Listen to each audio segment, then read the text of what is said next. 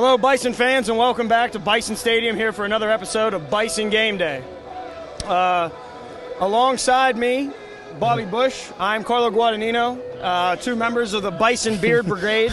And then down there in the end is James Peterson, as we call him. We like to call him here Babyface. Still looking for that first facial hair on his chin to come in, but that'll come. Jimbo, how you doing? I'm doing great today. Thanks for having me on the show. It's great to be back. Night game, going to be a great atmosphere in this stadium tonight. Bob? Oh, man, I'm honored to be here, man. It's a pleasure. I mean, it's a night game. What about you guys for a last game of the day? All the other PS teams are going to be watching this game, so I like to say it's getting weak. So, yeah, I like the feeling right now. Well, and speaking of which, Bethany coming off of last week's overtime win. What more can you say? Talking to Coach Garvey, there was not one of those games that he's very happy about, but they came away with a W, and they will look this week to improve and have their second year consecutively of having 3 straight victories right in this span of time. Bob, anything to add on that? It's very possible tonight, how the Bison have been playing. They're more focused, more than last year. And it's very possible for them to win their 3rd straight game. I see it happening. It's going to come down to the play, their defense, Bethany's defense. James, anything to add? I'm going to talk about Waynesburg because they're 3-0 right now also, or 3-0, 1-0 in the conference, just like Bethany.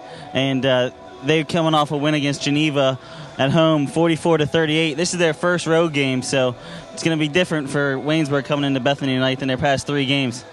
Well, it was a thriller last Saturday for the Bison, and it makes the Mount Union game seem as if it was 1,000 years ago. As Waynesburg comes into Bethany, the two teams in the last 4 meetings split. They're 2-2. Since 2008, I believe. Bethany won last year. Before that, Waynesburg had their number for two straight years. You gotta know Waynesburg's going to come in here with a little bit of a chip on their shoulder. This isn't the friendly. This ain't friendly compounds. Let's just say right now. I mean, Bethany people don't like Waynesburg, and Waynesburg doesn't like Bethany. It's a very soft subject, I would say. Bob? You all make a comparison to Pitt versus West Virginia as a backyard brawl. So it's going to get very intense tonight, so I can't wait to see the game. I talked to Coach Shepis before the game, and he said he was just talking about the rivalry, and he was saying, like Bobby just said, they're close to each other, the backyard brawl, as Bobby said we can call it. So both teams hate each other, and it's going to be good. And Bethany is now 2-1, 1-0 overall in the PAC. They're tied they're in a 5-way tie for first place. And it looks like Coach Garvey has his team heading in the right direction.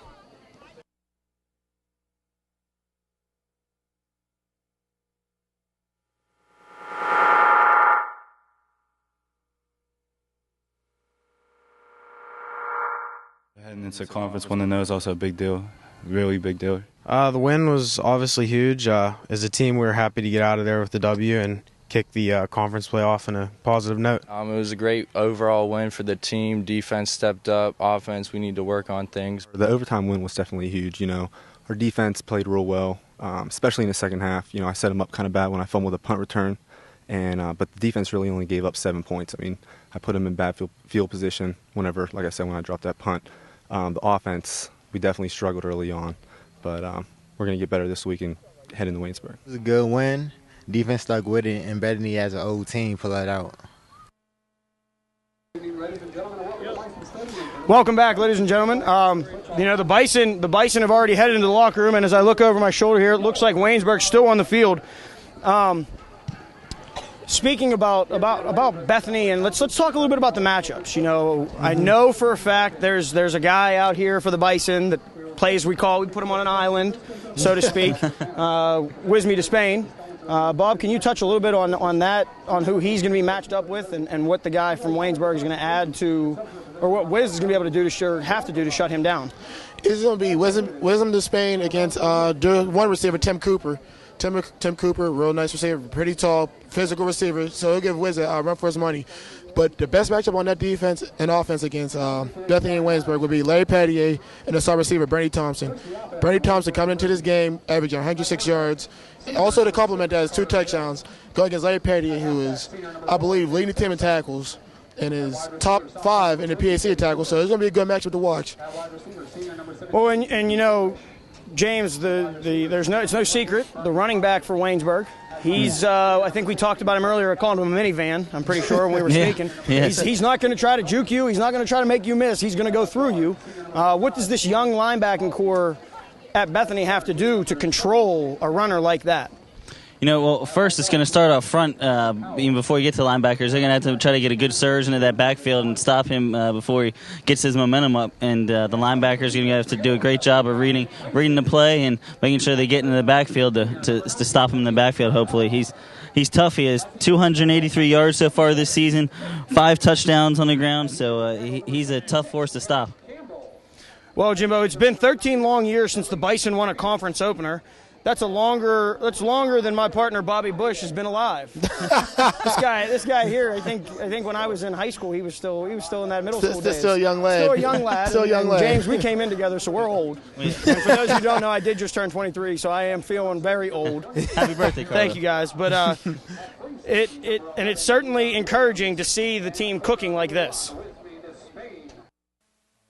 It's huge, not just for a 13-year-old drought, but it's huge for our team goals. A lot of people have high expectations for this year, especially trying to win a conference. So being 1-0 in the conference and kind of rolling with that is huge. It can't even describe how huge that is. We just got to keep it rolling. Yeah, that's definitely a huge accomplishment. And like I said, we're not going to be happy with one win, and we're just going to take it week by week and hopefully build off of that.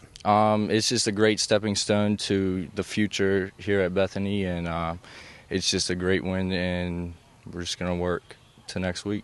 It definitely means a lot. Since I've been here, we haven't beat Westminster. We played at Westminster. My freshman year, we lost, and we lost to them here last year. And again, the offense didn't play real well. Westminster's defense always plays our offense real well. Even when we had Matt, Matt's been here for 4 years, so we had a lot of experience. And Westminster always ended up beating us. So to get that win last week was definitely really huge for the program. We encouraged us because it showed that our team had potential during the year to be a good team. Welcome back. The Bison really have a test for themselves, and on the offensive side of the ball, 9 catches can put somebody into the record books in a career for a career. Mm-hmm. And the most ironic thing or scary thing about it is the guy's only played in 24 games. Obviously, I'm talking about Eric Blinn. What do you got for me, Bob? What can you tell me about Blinn, the way he worked out this week? Blinn going into this game more focused. Caught the game-winning touchdown against Waynesburg last year. So he's running with a lot of emotion. Expect a 6-catch game out of him. He's gonna come close, but he's not gonna get the record yet. So he's gonna be around, chipping at it slowly but surely. He'll be there. James, I think Blinn's gonna. He's going to have a tough matchup tonight against cornerback Josh Mundell, but I think Blinn he's going to have to get open and make sure he runs his routes perfect, and he's going to get close to this record. And I mean, Bob touched on it. No one likes a last second to lose on the last second. On the same thing, you love to win in the last second. You ride that. That's a great feeling. And last season, with a minute on the clock, Blinn came back to defeat Waynesburg 27-20. Bethany hopes to turn that into a new tradition. It's a big deal because we beat them first time there in 13 years. We had a big play at the end of the game by one of our good players, star players. He came in clutch and gave us that win that we really needed. So that was big last year, really big. Well, last year was last year. We're very happy last year, but we want to take it this week, and they're coming in here for an exciting night game, and hopefully we come out on top. For this year, I mean, we're going to come in focused and ready to go, and we're just going to get the job done. It's just more like a confidence level for us, for the team.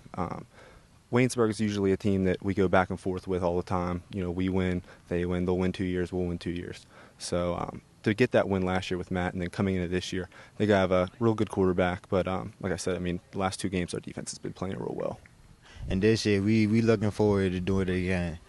We worked all off season for this, and we're going to make it happen. And, Bob, we talked about the offensive side. That guy, Eric Blinn, obviously. He's preseason All-American, all that. 2 guys on the defensive side, though, making a large statement with Larry Pattier, number 2 leader in tackles in the PAC, correct? Yeah. and leads the team in tackles. Right on his heels, the number 3 tackler in the PAC is Nadeem Radar. The other thing Nadeem has going for him is he's got 6.5 sacks, and that makes him the number 1 sack leader in the nation. Yep. The other benefit, and we talked about this, Waynesburg's quarterback seems in the last 3 games he's been put into that turf a little bit too many times. Yeah, he gets a little shaky in that pocket. Yeah. So what does and from both of you, what do the guys up front have to do? What do they have to do that? Would you like to answer this question first, James? Hey, you can go ahead. I want to hear what you have to say about it. Expect a lot of pressure from the DNs like Nadeem Radar, Khalid Pierce, Brian McLee. If they put pressure on this quarterback is not really good on throwing under pressure because in the past 3 games he has 5 interceptions. So I feel like get a little pressure on him, get him move around in the pocket, get him uncomfortable, and get him a different feel for the game. He'll turn the ball over quite a few times. He hasn't been that successful on the ground either, Carter Hill. And Coach Shepard said we're going to see some running out of him today. So the Bison defense needs to be ready for that as well as that pass. But look for Wisme to Spain to give Carter Hill a problem. Well, let's talk about some offensive and defensive keys to win. On the offensive side of the ball, the Bison need to be consistent. They have to find consistency, or this game could get out of hand very quickly. This is a big play type team in Waynesburg. That's what they come to do. The offense has to match that and be consistent. Along with that, the offense has to keep the ball. Time of possession. If the Bison can control the game, they will win the game at the end. It's like in every game. You've got that time of possession. And, of course, we've talked about him. Get the ball in Blynn's hands.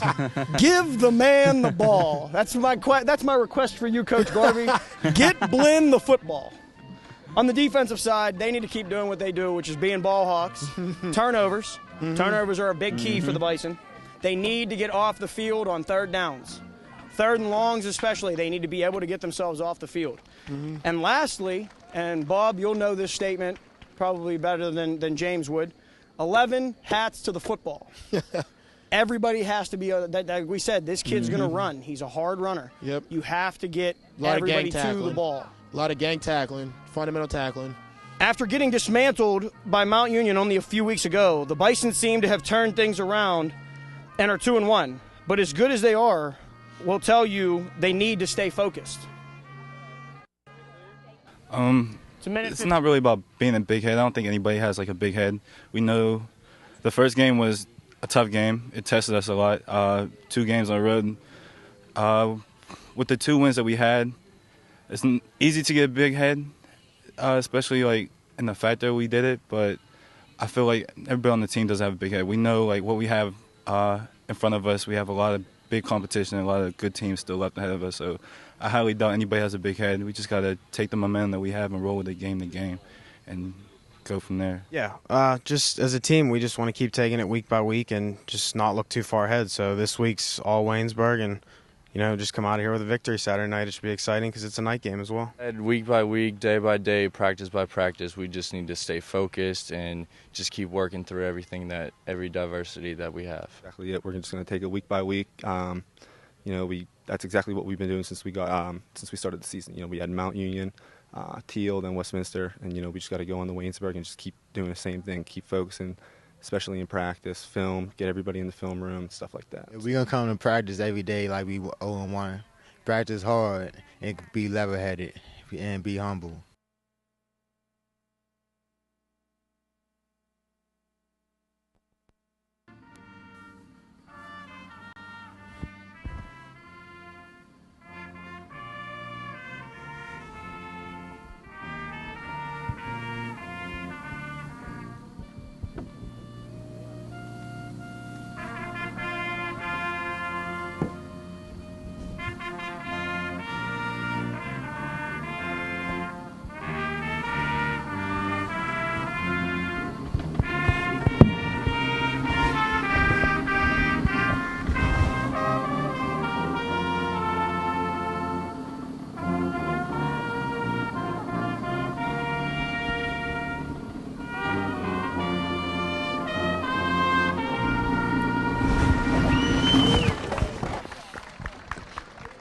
And now we're going to send it up to Josh Moody and Kyle Wales up in the booth. Guys?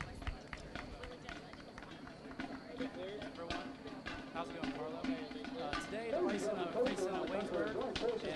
like there's going to be a very tight matchup between the two.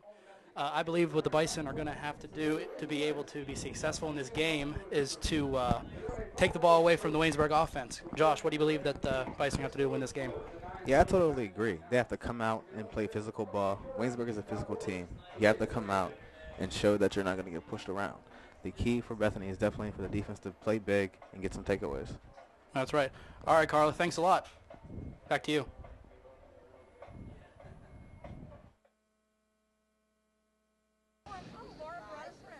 And now it's that time. James, can I get a prediction on what today is going to be? What's the outcome? You know, it's going to be a close fall game. I think Bethany is actually going to come out on top. I'm going with the reasons. I like Brian Vales. He's been playing good. And I think Boomer would agree with me. We got an amazing receiver, Eric Blinn. Our defense is coming on when we need them to. So Bethany's going to win 28-14. Bob? I'm going to have to agree with James on this. Bison playing hard at these past few games. Defense, the defense playing real well, causing a lot of turnovers. They expect Carter Hill to turn the ball over 3 or 4 times, and if that happens, the Bison win the game hands down.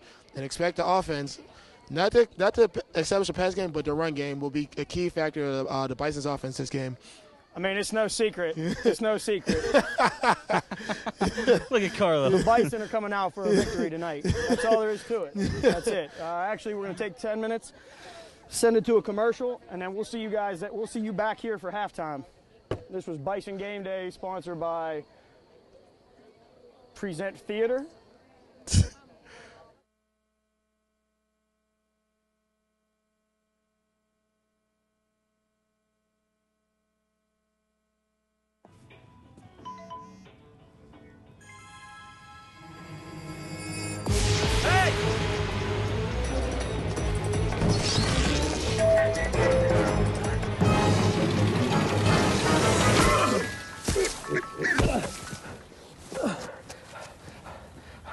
So, same time next week? Well, of course. Put away a few bucks, feel like $1 million. For free tips to help you save, go to Feed the Pig. Jimmy can't sing, and Tommy can't dance, so we're gonna put some ants in their pants. Aww. Kids will spend 22 minutes watching us, the super duper party troopers, sing about ants in their pants. Isn't that funny? Ants in their pants, they've got ants in their pants, they've got ants in their pants. Brushing for 2 minutes now can save your child from severe tooth pain later.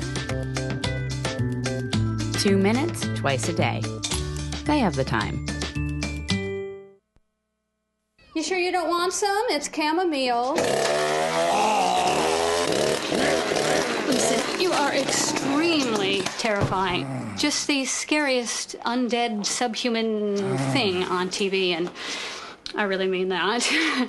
But I am worried that you could give my kids nightmares if they see you, so I'm gonna have to block you. So that's it. Oh, and tell the zombies they're blocked too. Oh, those boys are much too much. Those boys are much too much. We got the spirit. We're hot. We can't be stopped. We got the spirit. We're hot. We can't be stopped. We're going to beat them and bust them. The smallest moments can have the biggest impact on a child's life. Let's get a little bit rowdy. R-O-W-D-Y. Take time to be a dad today.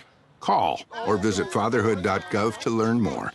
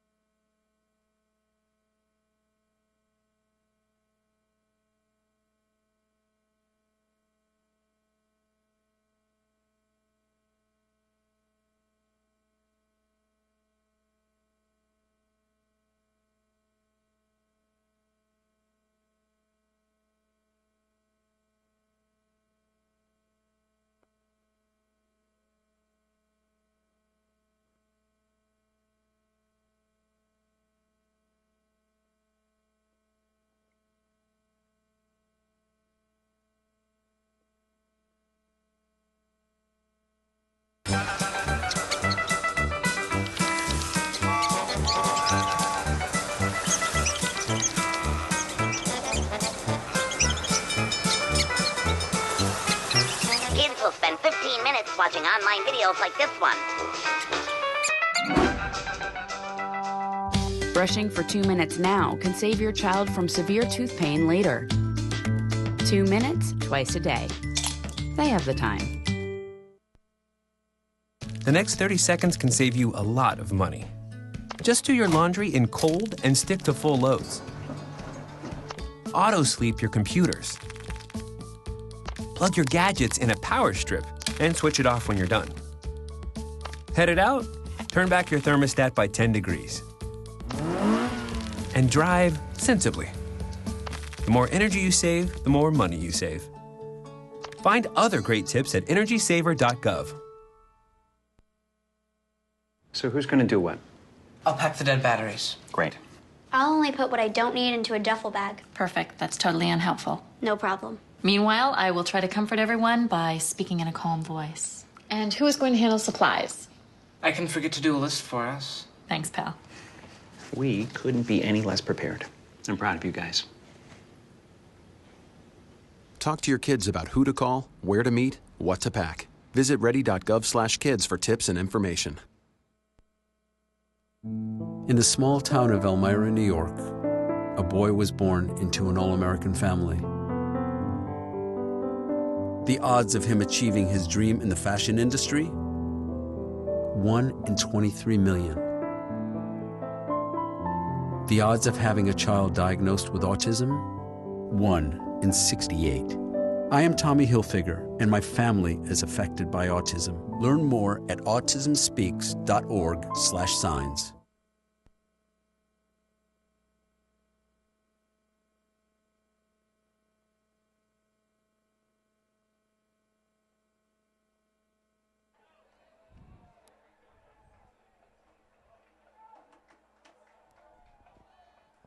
Good evening, ladies and gentlemen. I am Kyle Wales. Alongside me, as always, is Josh Moody. Josh, how you doing today? I'm pretty good, man. It's a great atmosphere, a great day for some football.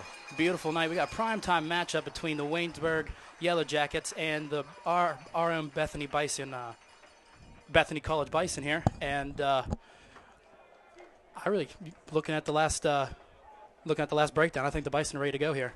Yeah, everyone looks fired up. They're ready to go. I see a lot of intense faces on that sideline. It means they're ready to play some ball. Yeah, it's a beautiful night. Great evening here in Bethany College, West Virginia. And right now we are deciding who. I think Bethany's actually receiving the ball. Okay, that'll be good. That'll be good for Bethany to get out there and put some points on the field first. They have to come out, and then like I said, they have to come out and prove that they're not going to get pushed around today. Right. Last year, of course, they lost to this team at Waynesburg. But we won. Yeah. All right, yeah. Last year we won, Oh, so yeah, they're trying to keep yeah. this win streak going. Yeah, you can't take our win away. Last year we went to Waynesburg, and we got a close win. Looked at the wrong L. Eric Blenn at the end of that game ended up having a big catch. He should have another big game today. All right, tonight we have back deep number 7, Chris Collins, and number 4, Eric Blinn. Kicking off for Waynesburg is Edward Runke. Oh. And I believe everyone's ready to go here tonight. Yeah, everyone's pumped up. This is a big game, but neither of these teams really like each other, and should be exciting. Kicks off, shallow kick. Returned by Collins. Makes a man miss. Brings it up at the sidelines. Really good return. Very really good return. Almost possible flag right there. Looks like a return about 15 yards. It was a smart play by Eric Blinn on that, not to get that block in the back. Right. Really good job by him. And now we're going to see the Bison offense. I look for Vales to have a really good game today. Yes, that's right. Who are your players to watch today on the offense? Players to watch. On offense, Brian Vales. I think that he has to do a good job of distributing the ball. The Waynesburg defense, they're going to be keen on Blinn. Obviously, he's our biggest playmaker. So if he could get the ball to a couple other people, I think he'll have a big chance to win the game for us today. Right, with the PAC preseason All-American, you're going to think they're going to be keen on our go-to guy. Of course. And but we have very, very capable guys at the other skill positions to put in this work. Looks like there was a holding call, so we're going to start up here on our own 19-yard line. Vales out of shotgun, hands the ball off to Brandon Hill, makes a couple moves and only gets back to the line of scrimmage. Tackled by a handful of Yellow Jackets. Good play call to come out and run the ball. You want to set the pace, set the tone. Good play call. Good couple yards. Yeah, you want to get the defense on their heels. Yeah, it was a good job by Brandon Hill being patient and waiting for his blockers to come out. Hands it off to Brandon Hill. Breaks a couple tackles for carry about 5 yards. Again, another good carry. I like the play calling. Let's see here on third down. They're switching up the personnel. Should be a pass. Let's look for a bubble or a short screen. It would be nice if they took a long shot. Yeah, you're right about that. Vales quickly out of shotgun. Yeah. Throws it quick out to number 8. And that looks like that would be slightly short of the first down. Catch made by number 8, Miguel Tirado. Real nice catch. Good job of being aware of the sticks and getting the first down. Yeah. I thought they were going to give him a bad spot of the ball, but it looks like it's first down for the Bethany Bison. Yeah, really clutch. Bethany moving the offense right now. Yeah, Vales out of the shotgun. Play action. Scoots out in the pocket, goes to scramble. Makes a man miss and gets out of bounds. Great awareness by Vales that time, being able to get out of the pocket and then get the chains moving. Just about an 8-yard run right there. That's what he brings to the game. He doesn't throw as well as our old great quarterback Gamard, but his legs are really nice. Good quick passes right there. Hands it off to Brandon Hill. Cuts it up and breaks the tackle. Gets the first down. Run for about 5 yards. Yeah, with Phil Acre being out, Brandon Hill is really getting a lot more carries this weekend. He's showing he's going to run hard. Yeah, and with the tandem being let down, Bison moving fast here out of the shotgun. Vales hands it off to Brandon Hill again. Tackled by a handful of Yellow Jackets. Carry for about 3 yards. Brings it 2nd and 7. Good physical run. I like the offensive line on that play. They really got off the ball and pushed guys back. Yeah, right now it looks like they're trying to make Brandon Hill the workhorse, basically being the centerfold of this offense. And that's a good thing to do. Brandon does well. That frees up play action. Eric Blinn at quarterback, fooling everybody. For plays like that, that's exactly what happens. Gain of about 6 yards brings it down to 3rd and short, probably about 3rd and 3. Yeah, you let Brandon Hill pop a couple 3 or 4 yard runs, and then you pull it or throw the play action. Should work out every time. I think that was one of the new wrinkles this week. Talking to a couple of players, they said they're going to try to do a couple more things with the athletes that they are given. Vales out of the shotgun. Quick pass out to number 4, Eric Blinn. And that'll be a Bison first down. Moving right down the field today. Yeah, great route by Eric Blinn. He knew where the sticks was. He planned in and he got his foot in. Great catch. I like the tempo I'm seeing from Bethany Bison. Now the shotgun, Brian Vales. Gives it off to Brandon Hill. Cuts it up. Then gets tackled by number 1. Took a shot at the end of the play, but another good one run by Brandon. He's working Great his shot. drive.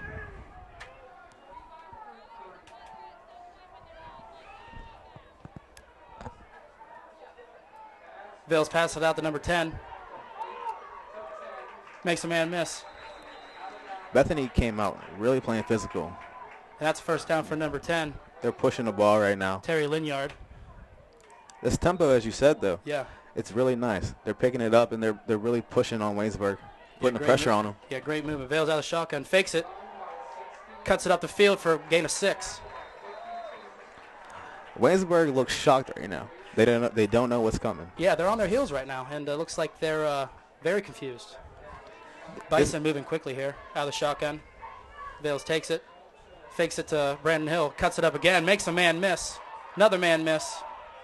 Third man, enough to get the first down. Brian Vales On that making play, plays. a couple of things happened that time.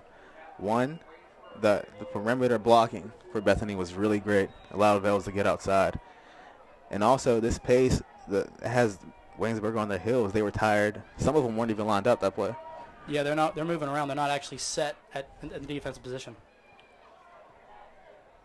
Blinn out of shotgun instead of Brian Vales this time. Fakes the run, goes to pass. Drops back and completes it. Oh, incomplete pass. Intended for Jalen Holmes, number 21. Good play call, though. Something different. Switch it up just to get Waynesburg thinking. Yeah, it had everyone else fooled.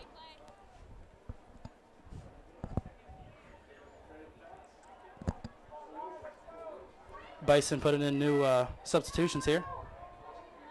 Vales from the shotgun. Hands it off to Brandon Hill. Cuts it up. Breaks the tackle. Brings it down to the 1-yard line. First down, Bison. Man, Bryson doing a great job. This Bison O-line right now should get a lot of credit on this first drive.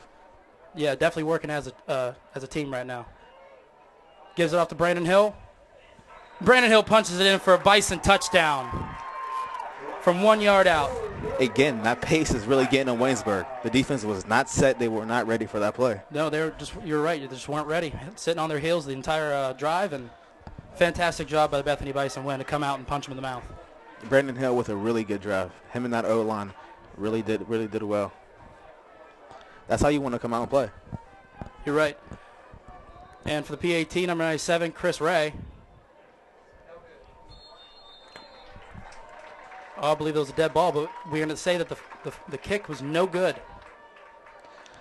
You got to get almost thought I heard a whistle before that. But after that, that brings the score to 6-0. Our Bethany Bison are leading over the Yellow Jackets.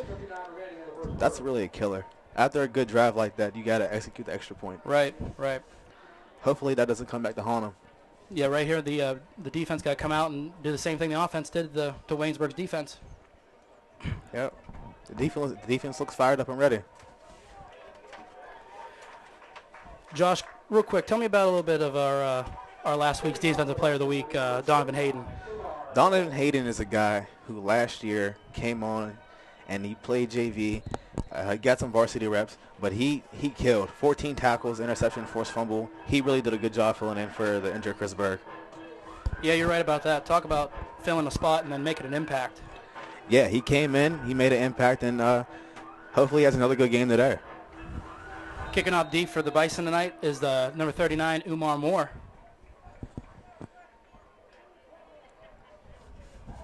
Good kick. Returned by number 24, brought out to about the 20-yard line. Return made by number 24, R.J. Leon. Oh. Willie LaVale. Really good coverage by Bethany on that kickoff. Good coverage. The pursuit right now is really, really good for the Bison on that kickoff. Yeah, they look fired up. And Larry's a guy who does that. He hustles on special teams. Hill out under center. Gives off to Forsett. Forsett breaks the tackle, gets about 5 yards. Tackle made by number 26, Aaron Fry. Aaron's a good safety. He'll definitely come in and fill the hole. Should do a better job of wrapping up, though, by Bethany's defense. Right.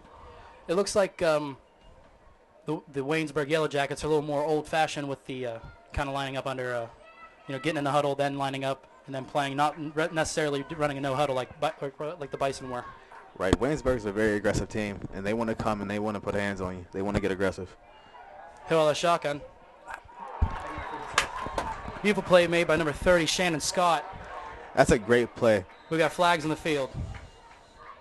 Right in the center of the field, right where the ball was played. Scott's a guy, a sophomore, who came in as a freshman last year and really filled in and had some really big plays and key games for us. He's a really good guy to have on that second corner. On the play action here, you see Shannon Scott coming right in the middle of time, right on the break. Great deflection. Yeah, that's a great play for the defense.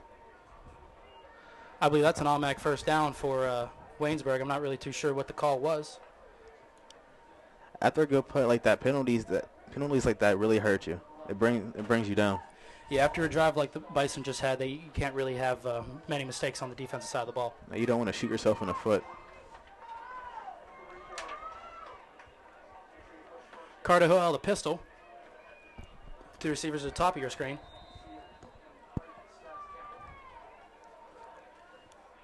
Play action, little bubble pass to number 28. Nice tackle by Larry Badia. That's pure speed. That's a gain of about 8. Bringing the Yellow Jackets ball to about 2nd and 8. Or 2nd and 3, I apologize. Again, you see the hustle of Larry. Hill out of the shotgun. To receivers at the bottom of your screen. Quick check with me with Hill. Toss to the left. A Forsett makes a cut. And gets tackled by number 55, Dylan Stewart, for a first down. Bethany defense kind of hurt themselves on this drive. Again, just poor tackling, not wrapping up. Josh, real quick, if you want to give us the defensive lineup. At DN, we have Nadeem Radar. We have Khalid Paris at the other DN, Nick Greer and Eric Campbell in the middle. Filling in for Berg, we have Donovan Hayden at will linebacker, Dylan Stewart at middle, and Larry Potier at the sandbacker. Hill from the shotgun. Spread out to the right. Pick. Larry Potier read it the whole time, had it in his hands, and just gave it back away. Great deflection by number 5. Yeah, you can tell he's mad at himself for that one. That was a gimme. And he was just doing his job. Heck, it landed right in his lap. Thank you very much. With his speed, that's a touchdown. That's points on the board for Bethany. Without a doubt. With the speed he has, the outside linebacker, no one's touching him. You got to be able to capitalize on plays like that. Back to the lineup. You have the sophomore Shayna Scott at corner, and a guy who's a conference player in Wisney Despain. Hill coming out of the shotgun. Nearly being picked off on his last pass. Gives the ball to number 4. Oh, fumble on the ground. It looks like Waynesburg has recovered. Another mistake by this Waynesburg offense. They look flustered at the beginning of this game. Yeah, it looks like there's a tad bit of confusion there. Looks like the running back thought it was a play action. The quarterback thought it was a run. And you saw right there the running back Forsett actually had the ball behind his back. Now on this play, keep an eye on number 99, Khalid Pierce, as he's lined up in the back. They're going to want to put a lot of pressure on Waynesburg's offense right now. Bison are down now, third and 15, trying to put Waynesburg back deep on their own side. Quick screen pass. A lot of pressure by the Bison D, bringing up 4th and 15. Yeah, after hitting themselves in the foot a couple of times, that's a good way for Bethany to just get off the field, get it done. With 8:20 left to go, Bison are about to get the ball back here in the top of the first quarter. Great job by Bethany's defense to respond. Looked a little rough right there at the beginning, but they tied their shoes and they went to work. There's a lot of heart over there. Bend don't break defense. That's right. Returning for the Bison is number 4, Eric Blinn. Looks like he's going to let that wave. Just in the end zone right there for a touchback. That was a near miss. But Bethany will get the ball right at the 20 and begin another drive. And real quick before this high-powered offense comes out, how about you give us the starting lineup for the Bethany offense? Left tackle, we have Bo Burtis. At left guard, Tim Walters. Center, Alex Vericus. At right guard, Terrell Carter. At right tackle, Ethan Barnes. Quarterback, Brian Vels. Running back, Brandon Hill. Tight end, Tom Cavino. With wide receivers, Eric Blinn and Chris Collins. All right, and the Bison come out of the shotgun. Vales gives it off to Brandon Hill. Brandon cuts it back. And that's a Bison first down. Great vision by Brandon Hill to see that hole and hit it with acceleration. You're right. He seemed to be hitting holes really well tonight. Yeah, he's hitting them hard. A lot of open lanes with this quick offense. Vales from the shotgun. Counter to Brandon Hill. Brandon Hill cuts it up for about 3 yards. Brings it to 2nd and 7. With 7:48 left in the first quarter. A thing to point out about this Bethany offensive line, you lose Evan Sargo from last year, but Ethan Barnes, a former D end, playing tackle now. Right. Hands off to Brandon Hill, cuts it up, gets a gain of about 1 yard. Not bad. It puts him in a good situation for third down. Your playbook opens up. Mm-hmm. You always want to be able to get at least 1 yard. But going back to what you said, Ethan Barnes playing defense last year, coming over and now doing a stellar job at right tackle to solidify this offensive line is a is a huge asset to this team. Yeah, it's great when guys are unselfish and can move around. Couple formation subs here for the Bison. Vales out of shotgun. And with that, we'll have our, I believe, our first penalty for the Bison offense. Yeah, that hurt. We were just talking about how they were in a good third down position. This is definitely going to set them back. Yeah, third and short to third and long is definitely a confidence difference right here. Let's see what the Bison do right here on third down. Hopefully they convert. It is now 3rd and 9 with 6:58 left to go. Defense ready. Vales from the shotgun, drops back, quick screen out to Eric Blinn. Eric Blinn cuts it up and gets the first down. Wow. Great running catch right there by number 4, Eric Blinn. And the defense is loving it. They get to relax some more, and the offense keeps moving the ball. Keeping them healthy. Bison keeping this pace right now. Vales from the shotgun. Gives it off to number 21, Jalen Holmes. Jalen Holmes runs through a tackle for about 1 yard. Jalen, a guy getting some extra snaps in because of Phil Akers' injury as well, and he's really been putting them to use. Yeah, with the injuries at running back, this seems like there has to be a three-headed monster going on here for the Bison. Vales out of shotgun, quickly hands it off to Jalen Holmes and breaks it up for about 5 yards, brings it to 3rd and 5 for the Bethany Bison.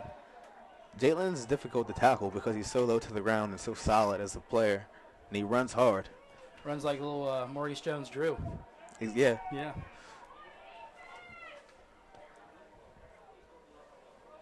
Bison not even huddled up this drive.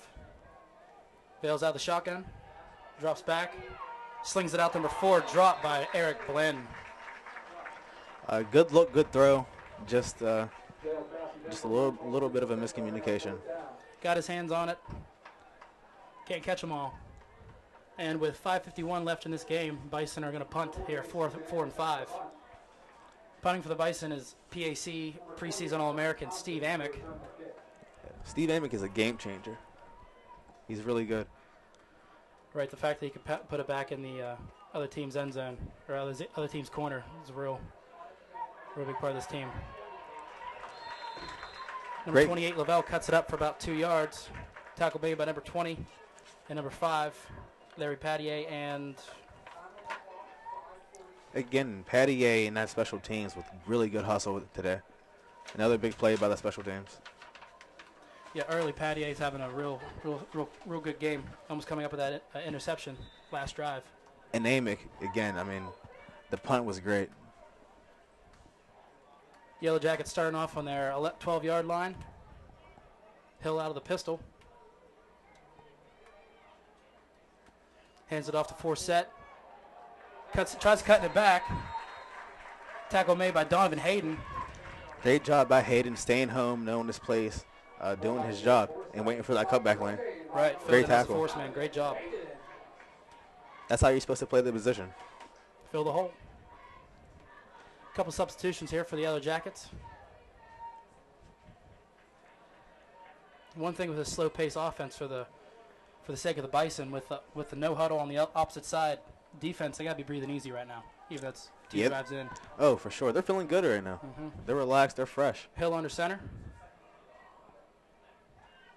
Stretches out to number 4 for set. Maybe gets back, maybe 2 yards to the line of scrimmage. Tackled by a handful of Bison. I see Nadeem Radar and number 26 Aaron Fry in there on the action. It was a good job by Donovan Hayden to create the first contact. You just got to wrap up and finish the play. Right now it seems like a lot of flows going for the defense. They're all flowing the ball and not a lot of open gaps. Yeah, well, these guys have been playing together for 1 or 2 years now. There's a lot of chemistry. Everyone knows where everyone's supposed to be at. They flow very nicely. Hill coming out of the pistol. 2 receivers at the top of your screen, 1 at your bottom. Drops back, quick out to number 3. That's no catch.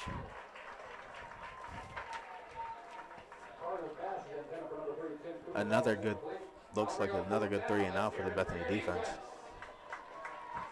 Their defense is playing great today. Yeah, you're right about that. Great play, just out of the reach for Tim Cooper. But that'll be 4th down for the Bethany Bison defense. Yeah. The key for them is definitely going to be to keep this pressure on them. Edward Runge back to punt. Eric Blinn again, number 4, to return the punt for the Bison. Makes a move on one man. Changes direction across field. Gets a block. We have a flag on the field. Great run by Eric Blinn. Possible clipping. He shows it his athleticism by changing the field like that. Yeah, he's an athlete. Don't let him fool you. Make one man miss, probably within a 5-yard radius. And just like that, he changed direction and got a return of about 40 yards. Sadly, that's probably coming back. Blenn's sneaky. He has sneaky. He's very skilled with his footwork. Mm-hmm. He's not the fastest guy, but he looks fast because of the way he cuts and moves. Great job by him returning the field on that. But another penalty shoots Bethany in the foot. Yeah, it's going to set the Bison offense back just a tad, but the way they've been moving lately, if they minimize the mistakes that they had last drive, they'll look like just like the first one. Yeah, Waynesburg is a good team. You can't give them a chance to breathe. No. You have to keep moving. Hopefully some of these penalties clear up. Jalen Holmes in the sidecar next to Brian Vales in the shotgun. Hands it off to Jalen Holmes. Working for extra run yards right there for about 3. Yeah, Waynesburg they had a good defense. They played the right defense for that call. Mm-hmm. Tough run by Jalen, but there wasn't really anywhere to go with it. Brings it to 2nd and 8, 2nd and 9 with 3:55 left to go in the first quarter. Vales out of the shotgun. Quick pass, dumps it to Eric Blinn, number 4. Takes it across field again, gets a block. Gets tackled down to around the 25-yard line. First down, Bison. Another good play by Blinn, moving across the field, being patient, waiting for his blockers to come. Bison working quickly. Vales out of shotgun. Looks quick out to number 10, Terry Linyard, and stumbles for about 5 yards. Brings it down to 2nd and 6, 2nd and 5. Good catch by the young player. Linyard about ran out of his shoes right there. Yeah, if he would have kept his feet, it would have been something nice. Vales takes a fake, cuts it up, and runs over a man for an automatic first down. Nice Bison driving down the field. You wouldn't expect Vales to put his shoulder down into a guy like that. No, compared to the quarterback we had last year, you wouldn't expect that at all. But that's the mentality to be a quarterback in this Bethany offense. You have to be willing to put your body out there. Not afraid to make someone miss. Hands it off to 21, Jalen Holmes. Cuts it up for about 3. 2nd and goal for Bethany Bison. It looks like they're doing a good job keeping their backs fresh, switching them in and out with Jalen and Brandon Hill. I like their philosophy, though, establishing the run and controlling the ball. Yeah, and it minimizes turnovers. Mm-hmm. Vale's working quickly, hands it off to number 21, Jalen Holmes. Gets about 2 yards closer to the end zone. I think a big key in this first quarter has been the time of possession. Couple subs coming in for this goal line package for the Bethany Bison. Couple new wrinkles. Yeah, this is something new. They got the big boys back there, middle linebacker and a DN. The DN runs above the middle. Number 95, Brandon Barnes. Big guy for the touchdown. D tackle.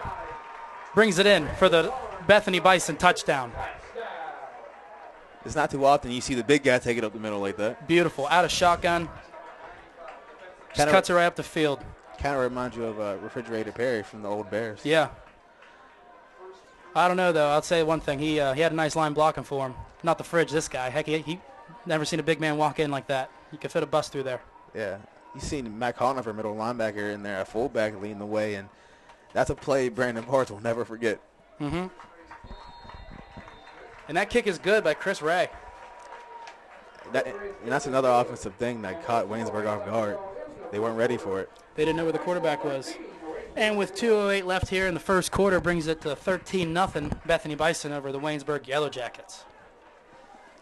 What do you think about this, the performance by both sides right now? Bison-wise? Josh, performance.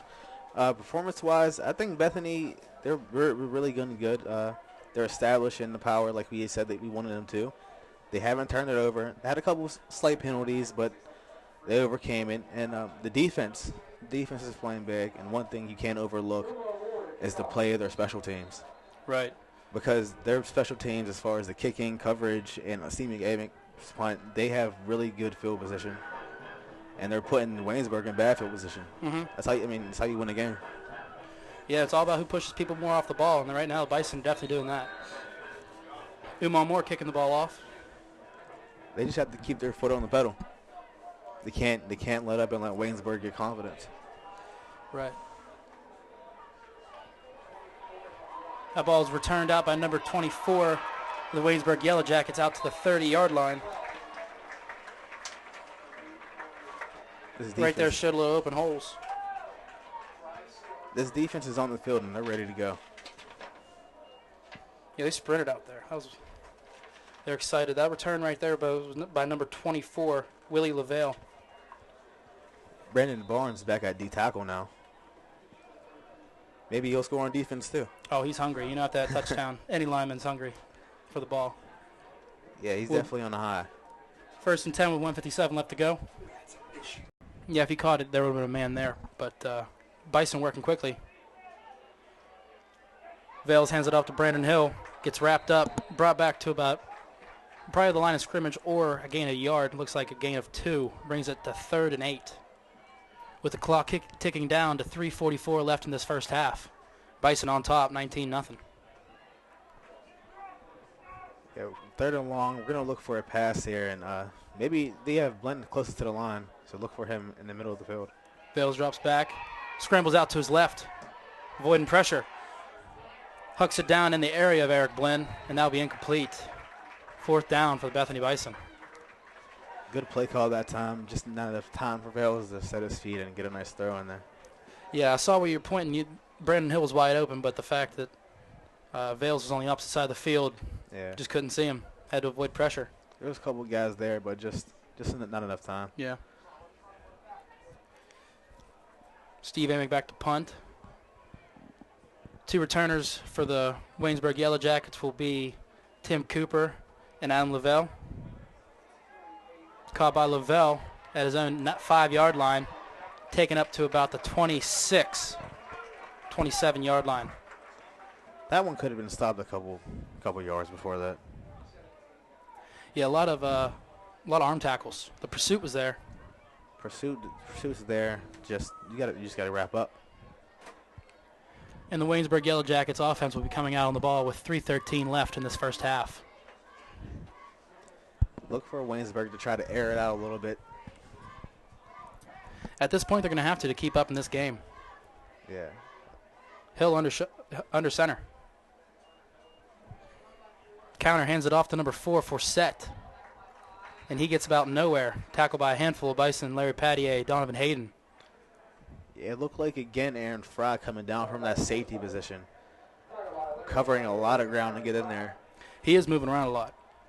Fry's a guy who's not afraid to get his head in there and create some contact. Yeah, you're right about that. He's definitely good for a few big hits. With 2:46 left in this game, it's 2nd and 9 for the Waynesburg Yellow Jackets.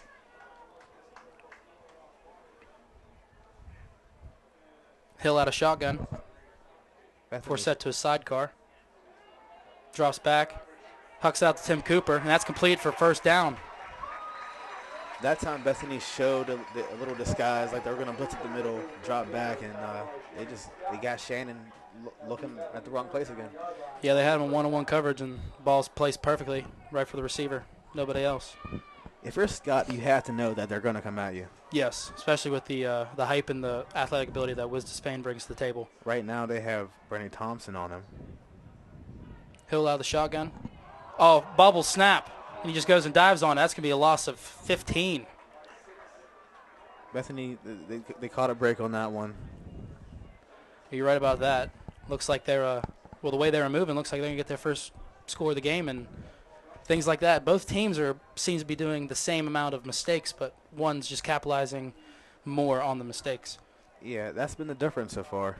our offense, the pace they're moving at, and the playmakers, the one different play with Barnes going up the middle and Blinn breaking away. Right.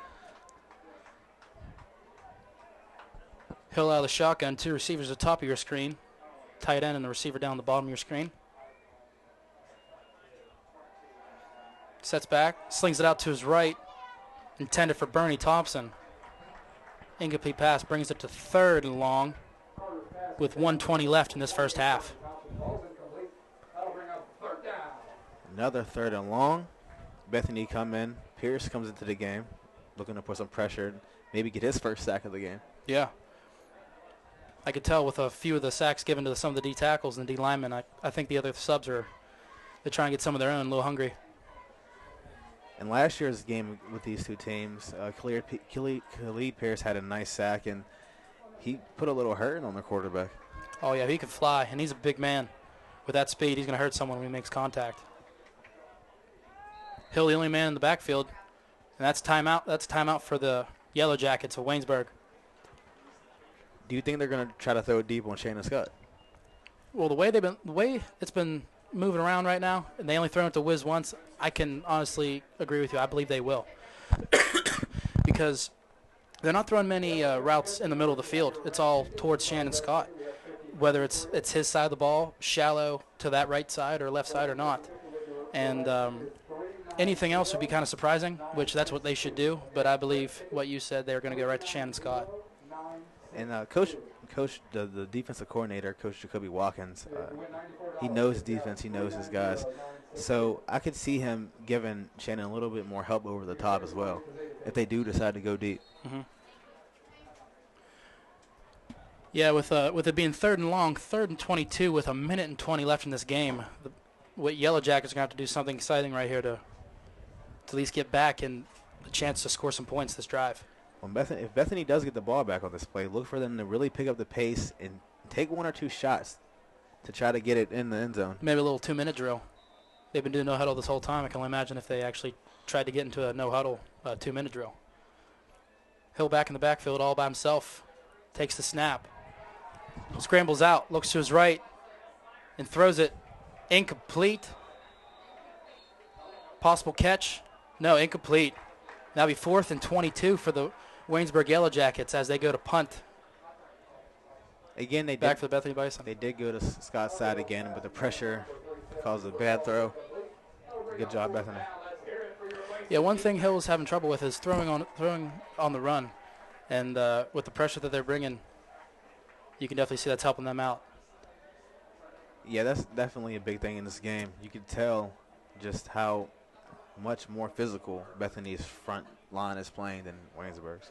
Yeah, they just flat out want it more. You can see it in their face all the way up here in the press box. You can just see a difference. A short punt. Touchdown by 24 Lavelle of Waynesburg. That's going to be about to the 21-yard line for the Bison with 1:02 left. I'm going to take a guess, and you can tell me what you think. I'm going to take a guess, and I think Garvey, he might go for the end zone 1 or 2 times, and if they don't get it, I see him just kind of running it out, getting right to the locker room. Yeah, the first couple plays he's going to test it, see what he can get. If not, he's going to drive it out. Vale's in the shotgun, looks quick, dumps it out to Chris Collins. Chris is a guy. He's kind of the old head on the team. Yeah. This is his 5th year. He had a red shirt. He's a guy who's been doing it and doing it well for a few years now. Quietly. And then brings it down to 2nd and short here for the Bison with clock ticking down, 59 seconds left to go. Hands it off to Brandon Hill. Brandon Hill gets a first down with a gain about 9 or 10 on that play. The great thing about college football is when you get a first down, the clock stops. Mm-hmm. So that definitely helps. Yeah, with 54 seconds left in this first half, Bison's driving down on their own 35-yard line. Vales drops back, dumps a quick screen to number 4, Eric Blinn. Takes it across field once again for a gain of about, ball comes out. Let's see what the play is. You kind of see how just he slips and slides across the field. Yeah, I've never seen someone be able to shoot across the field like that so successfully without getting lit up. The fact he's just slippery, he's smooth. Very smooth, and he has good vision. Yeah, it looks like they're going to keep the ball, or the Bison's going to keep the ball probably down by contact. Scrum happened across the field, really couldn't describe it too much. Luckily, Bison's able to keep this ball, because if this was Waynesburg's ball going into halftime, that's a little bit different ball game. Yeah, getting closer to half, Bethany, they had a few little mishaps, but all in all, though, the offense still kind of moving and getting what they want. Yeah, they're kind of moving like a machine. Looks very well-oiled machine, moving right down the field, only coming up short a couple times. And now Blen only needs one more catch for that record, right? Yeah, you're right. We got to keep that on lockdown there. This is huge news right here for the Bison, especially within the last couple of years. Receiver after receiver just racking up the receptions, and just great athletes at the receiver position for Bethany Bison. Vales out of the shotgun. 2 receivers to the bottom of your screen, to the top. That's a sprint out to the right.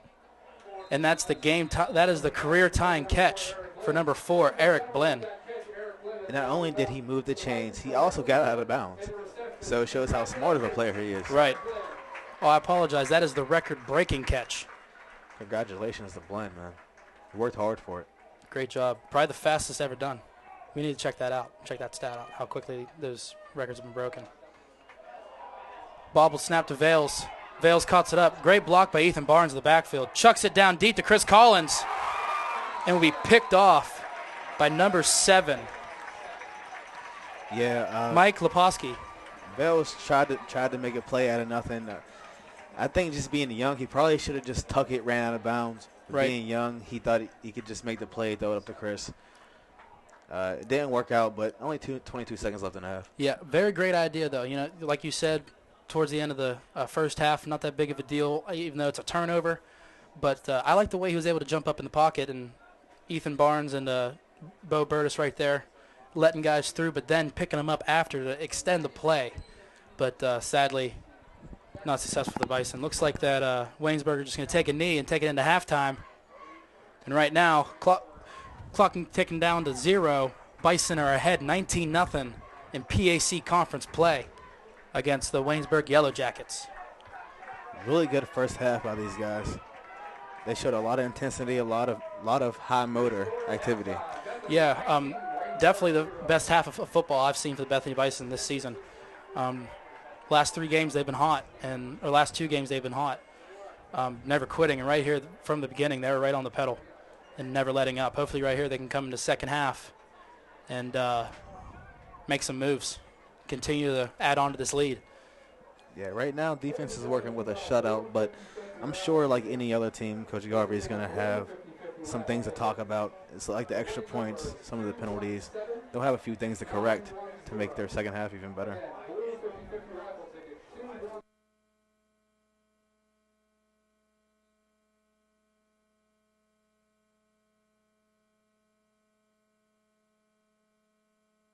Welcome to Secrets, Scandals, and Shakespeare's Women. Throughout the performance, you will be introduced to the many aspects of Shakespeare's women. From madness to innocence. From treachery to dedication. Shakespeare's women are strong, intelligent, and brave. In his plays, Shakespeare fights for the marginalized, whether he realized it at the time or not. He gave real voices to those who many playwrights in his time would have just scoffed at, and developed understanding of the human condition, which still influences us today. Join us Sunday at 2 p.m. here in the outdoor amphitheater, weather permitting. I hope you can come and enjoy our steampunk twist on Shakespeare.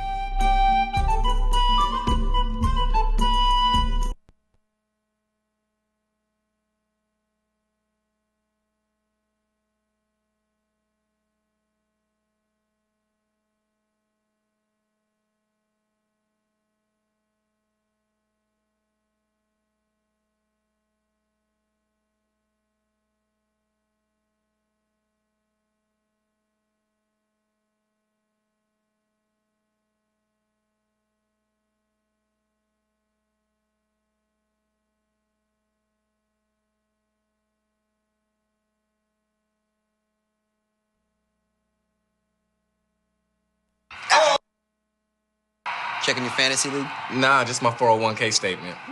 Nice. Where'd you find the money for that? I just been saving a little every month. I can't seem to save anything. Well, what about all this? What about the money you're spending? What money? It's gone before I can get my hands on it. I got a pizza for a Todd. Hey, can somebody spot me? When it comes to financial stability, don't get left behind. It's 547. Get tools and tips for saving at feedthepig.org.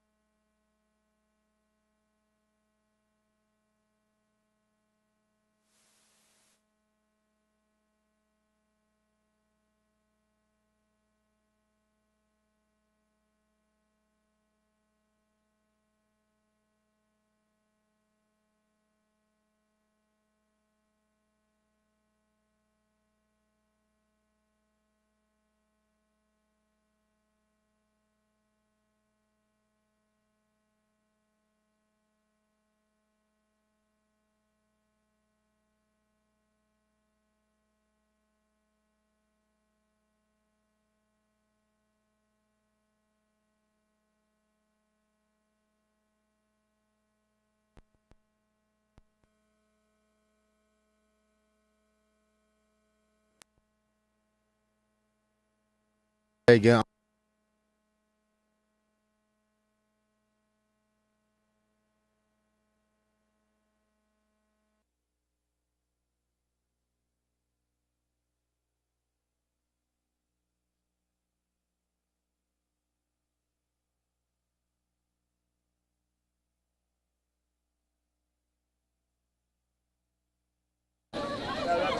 Welcome back, Bison fans. Here, halftime at Bison Stadium. The score is 19-0 in favor of the Bison. Wasn't pretty on the Waynesburg side, and for Bethany, they seem to be making every play. Bob? Yep, defense is making plays. Not really forcing turnovers, but doing their jobs. 11 hats to the ball, like you said in the pregame. All swarming to the ball, making tackles, and a lot of punts from Waynesburg. I believe he had 5 punts in the first half. And you know, we talked about, I gotta throw this out there. The last reception that was made by the Bison set the record for Eric Blinn. So I'm sorry there, one member of my beard team. This is why we don't make the predictions anymore, because we don't do the number thing. All right.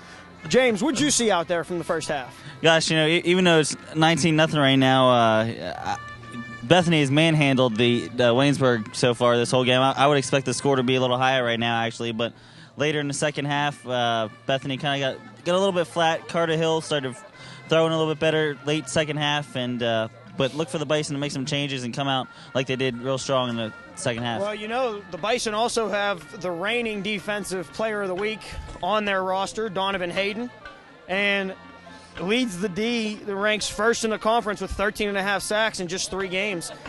He knows being selected for Defensive Player of the Week is a big deal. That's 21.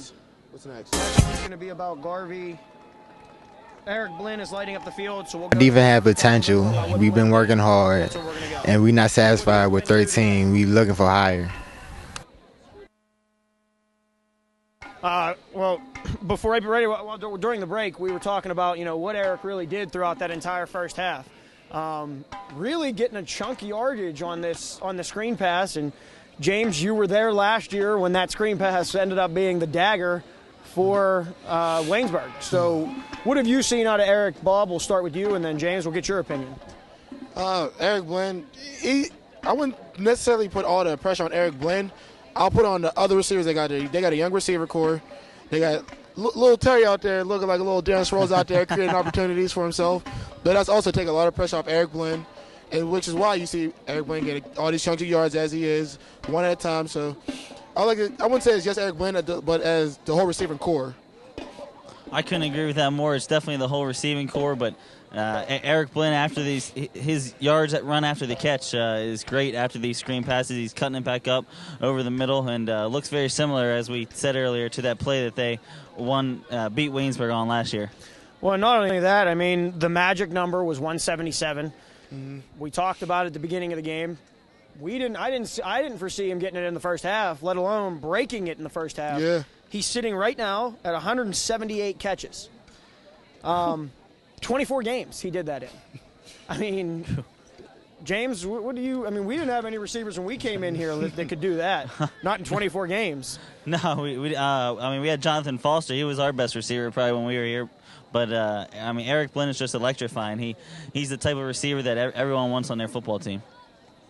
I couldn't agree with that anymore. It's just Eric Blinn creates opportunities for himself, whether it be him running screens or taking deep routes. So he's very versatile when it comes to his route running.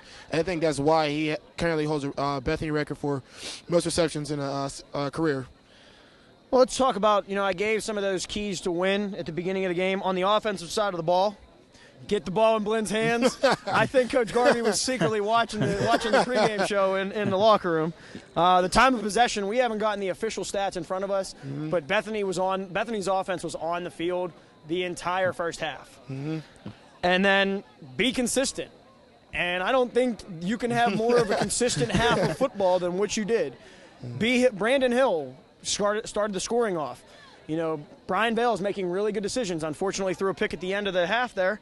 Maybe not the best decision, but he's getting worked right now in the locker room. So on the offensive side of the ball, I think they really have taken care of the keys. Is there anything that you guys have that you feel is going to be keys for the Bison to continue to be up in this game? I would like to say their pass protection from the offensive line. Vale's only been hit one time in the pocket, and he got rid of it, so he wasn't a sack. So as far as it is right now, the offensive line is doing a great job keeping Vale's unhit, untackled, unsacked, all that fun stuff, just protecting them, doing a good job of it. Yeah, with that offensive line protection, I mean, Vales is making good decisions overall, mostly for the first half in the backfield. He's running good, and he's making good decisions passing it. Just had that one pick towards the end, like you said, and but that was kind of a garbage time pick late in the half. It didn't amount to anything, so he's making good decisions. It's like we said, the 178 was the magic number for Blinn to get to, and he got it. He got that. I mean, it means a lot, but when I'm out on the field, I'm just thinking about the game. It really doesn't even cross my mind. Coach Garvey and the coaches do a great job of putting me in places, to make plays for the team. So, I mean, that's really it really doesn't come through my head at all. Just the coaches having faith in me, faith and trust in me, and, putting me in places to make plays for the team. I mean, that's it. That's all it comes down to. Well, as you know, we're watching some of the players are making their way from the locker room. I haven't seen any of the Waynesburg players. I wouldn't expect to. They're probably going through the drawing board and everything. Mm-hmm. Coach Garvey has to love the fact that last week his team came out, won a game in overtime, and then this week came out and decided, oh, no, forget overtime, forget all the stuff that happened last year. We came to play. Now he turns his sights to this week and the more important matters.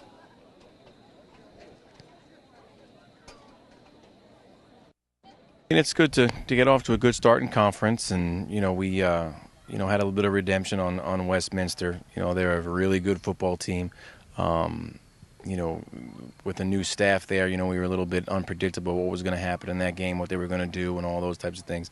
They did a really nice job, but we kept battling through the whole thing and came out on top at the end. So it was a good day. Every conference game is important at this point. In order to win this conference, you basically have to run the table in all of them. So I mean, you got to go out and play every conference game. as hard as you do with whoever you're playing. So, it's just good to get out there and get our first conference win. I had no idea till you guys told me that it was the first one in 13 years. So, any of those things we can build on and talk about with our team is a good thing. So we're excited about it. I think it's just going to be a competitive football game like it has been for the last 4 or 5 years now since we've been here and our tenure here has taken over this staff. And, our guys are playing with confidence. There's no question about it. No matter who we play, no matter what happened a year ago, we feel pretty good about our chances to beat anybody on our schedule. If they're getting a big head right now, they're out of their minds. And we're talking about it all the time. We're 2-1. That's all we are. 1-0 in the conference. Week in and week out, we know we got to play in this conference. It's competitive, and, we got to keep our focus and practice every day really, really hard to get ready for the next opponent. So I don't think that's an issue at all. And we talk about, staying focused and playing with great effort all the time. So, they're ready to play and week in and week out.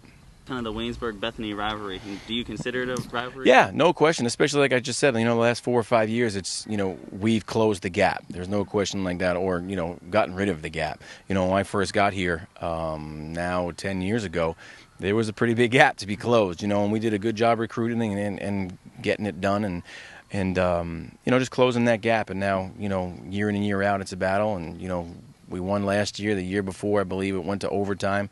No, did it go to overtime? It did not go to overtime, but we lost in the last 2-minute drive, and it was a really close one. The year before, they got the better of us, and the year before that, we got them 5 years ago now, I guess. So it's been a real good rivalry. It's turned into a very good rivalry now that we're, have closed the gap on the whole entire conference as a program. If they're getting a big head right now, they're out of their minds. And we're talking about it all the time. We're 2-1. That's all we are. 1-0 in the conference. Week in and week out, we know we got to play in this conference. It's competitive, and, we got to keep our focus and practice every day really, really hard to get ready for the next opponent. So I don't think that's an issue at all. And we talk about, staying focused and playing with great effort all the time. So, they're ready to play and week in and week out. Oh, that's why you kick more. And, we're back, and let's talk about some of the key players. Obviously, the guy right here behind us, Steve Amick, who's really changed the field. The few times he's had to come on the field and punt, he's really changed the way the game happens. Birthday to you. Happy birthday to you. Happy birthday, dear Carlo. Happy birthday to you. Thank you. Carlo wasn't expecting that at all. This was somewhere between your 22nd and 26th birthday. And so they sent along a little cake for you and hope you have one of those on-air moments. Well, I appreciate the birthday cake. Can you guys believe this? Carlo is speechless. I really don't know what to say. I have no idea what to. Thank you guys. Well, you don't have to blow it out. Yeah, but it's sort of self-distinguished. Treat it right here. Come on, eat a piece, Carlo. Eat a piece for the audience. Yeah, can we go back to the truck real quick? Can I get a commercial? I know if I get something in this tie, Whitney's going to come out of the truck. Oh, man. Well, happy birthday, Carlo. Thank you. Thank you, Boomer. Back to what I was saying. Eric Blinn, we talked about him. Let's talk about some of those interior line guys. Ethan Barnes. Mm-hmm. Ethan Barnes is manhandling people out there. His partner at guard, Tyrell Carter, he's bodying people. I watched him drill somebody into the ground. Yeah, one of the nicest pancakes I might have saw since I started watching Bethany football this year. Now, easily one of the best. Now, there's a few things that the Bison need to clean up. Nadeem Radar getting an early unsportsmanlike conduct penalty needs to mature and say, okay, I can put up with the stuff. That was my fault. Yeah, my fault. Own up to it. Go out and play. Yeah. Chris Collins, a veteran on the team with the offsides penalty down here late. That's something that a veteran you can't have, and we see the Bison have emerged. Waynesburg also emerged. Yep, they're coming out too. On their way down to the field. Guys, final comments? Bethany, keep doing what you're doing. Keep, like Carlos said earlier, keep feeding the ball to Blinn, and keep establishing our run game, because that run game is a big part of Blinn breaking the record. And as far as defense, 11 hats to the ball is all I can say, because it seems to be working just fine right now. I think the Bison offense need to keep that very high, fast tempo that they started this game out with. Waynesburg was having trouble stopping that, and then the defense needs to keep flying around, making plays, swatting down balls, and Bethany's going to get this W.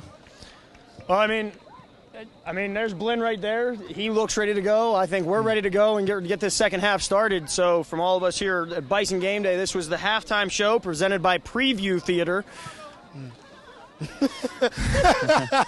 And we're gonna send it. We're gonna send it to a commercial break, and we'll be back. We'll be back with Kyle and Josh Moody for the second half. So.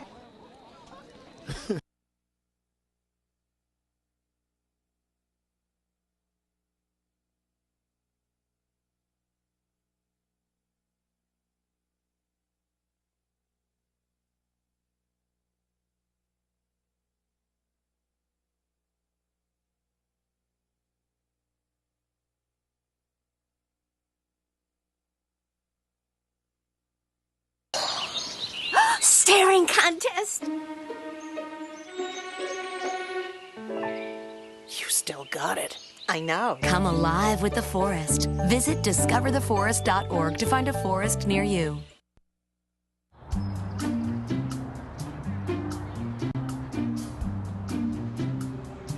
Don't worry. 74 people were picked before me in the NFL draft. To fight childhood obesity, United Way and the NFL are helping kids play at least 60 minutes a day. Okay, time for the team obstacle course. Yay! What this place needs is more healthy kids. To get involved or donate, go to unitedway.org/play60. Now I get it. A single ember that escapes from a wildfire can travel more than a mile. You can't control where the ember will land, only what happens when it does. Get Fire Adapted now at fireadapted.org.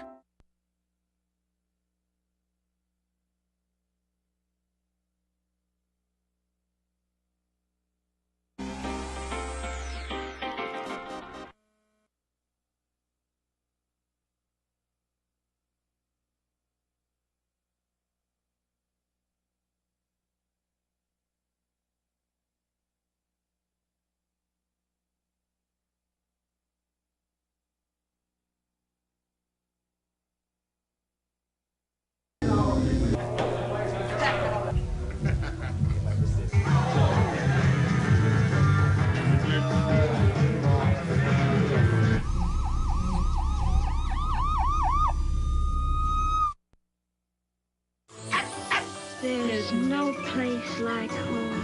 Getting home safely is just a click away. But making sure your child is in the right seat is just one of the steps down the road to safer travels. I don't know how it works. Find the right seat for your little one's age and size. We've done what you told us. There's no better way to get home safely. Know for sure that your child is in the right seat. Get all the facts at safercar.gov/the right seat. Brought to you by the National Highway Traffic Safety Administration and the Ad Council.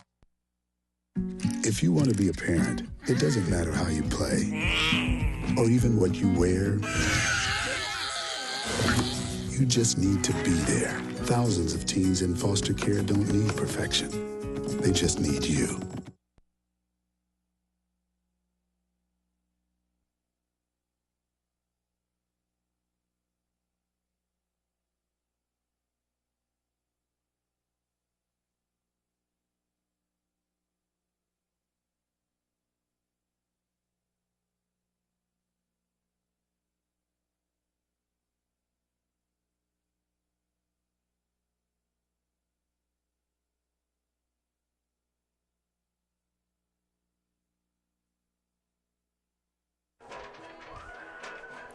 And ladies and gentlemen, we are back to action here for the second half of this football game. Bison still on top, 19-0 over the Waynesburg Yellow Jackets. Umar Moore set off to kick it deep for the Bison. Bethany defense about to get back on the field after a really great first half. Yeah, they're licking their lips. They couldn't wait to get back on the field. Ball kicked deep back in the inside the 5-yard line, returned by Lavelle, cutting it up to about the 25-yard line. Great hit made by number 12, Kursky of the Bison. Waynesburg came out looking like their coach gave him a nice talking to at the halftime. Yeah, I mean, to be honest with you, after that last performance from the first half, they really have a lot of they had a lot of mistakes to change, and for them to be successful, they need to completely eliminate the turnovers, and they keep shooting themselves in the foot. Hopefully this drive for them will be different. Hill back in the shotgun, 3 receivers down at the bottom of your screen, 1 at the top. 4 set in the sidecar. Hill drops back, checks up, cuts up in the pocket, and then dives down maybe for a gain of 1, tackled by Nadeem Radar and Nick Greer. That play looked like a designed quarterback draw play where he knew he was going to run it the whole time. They're trying to capitalize on Bethany being so aggressive, hoping they run up the field. Right. And second play into it, seems like they're out of the huddle just a tad bit quicker. Yeah, it looks like Waynesburg, they came, and they're, like I said, they're going to fight the whole game. Forsett takes the handoff, cuts it up for easy first down, breaks a tackle. Breaks another tackle, keeps carrying people down to about the 36-yard line. No. Oh, man. That time, the play huge gain by Forsett. The play got out, hit the outside, and Aaron Fry and a couple other guys just not able to make the tackle. This is not how you want to start the second half. You can't let Waynesburg come out and get momentum at all. You're right about that. Forsett with a quick burst. Bring up a 45-yard gain. Hill in the shotgun. Aaron Fry playing a little closer to the box again this play. Looking to help out for those underneath passes. Quick check with me. Hands it off to Forsett. Cuts it right. Tackle made by number 26, Aaron Fry, for a gain of about 5. Waynesburg driving down the field. These last 2 big plays, the outside contain for the Bethany defense has just been beat. They have to be able to contain guys and make them cut back in the middle where everybody is. That's how the offense is set up. Hopefully the Bison defense can get back to where they was first half. A little shifting around. Hill out of the shotgun, 3 receivers to the top of your screen, 1 to the bottom. Quick sprint out to the left. Looks back to his right. Throws it to the corner. We got flags all around. Intended for number 17, Andrew English. Coverage by number 1, Wiz to Spain. Wiz is saying he wants an offensive pass interference, but they now penalty is thrown on Wiz. Another flag down. Going into this first drive for the Waynesburg Yellow Jackets, not looking too good for Bethany Bison. Hopefully they can recover from the little mental mistakes. They have to come out and they have to regain their composure. Getting a little rowdy. They're letting early. these big plays mess up what they were doing. They have to just keep composure and keep playing their defense. Mistakes are going to happen. I wonder what penalty they're going to choose now, whether the pass interference or the personal foul.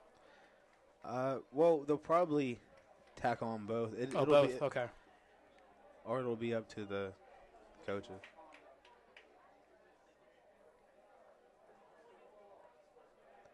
Wiz being the captain, too, he knows that he has to be able to keep his head during situations like that. Yeah, a little bit of frustration.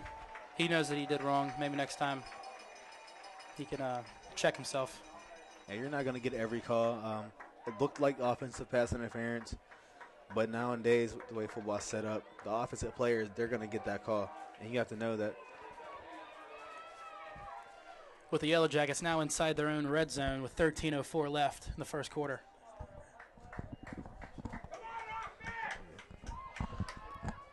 Two receivers at the top of your screen, 1 down the bottom. Hill out of the shotgun. Forsett in the sidecar. Play action pass. Quick pass to number 17, Andrew English. Touchdown, Waynesburg Yellow Jackets.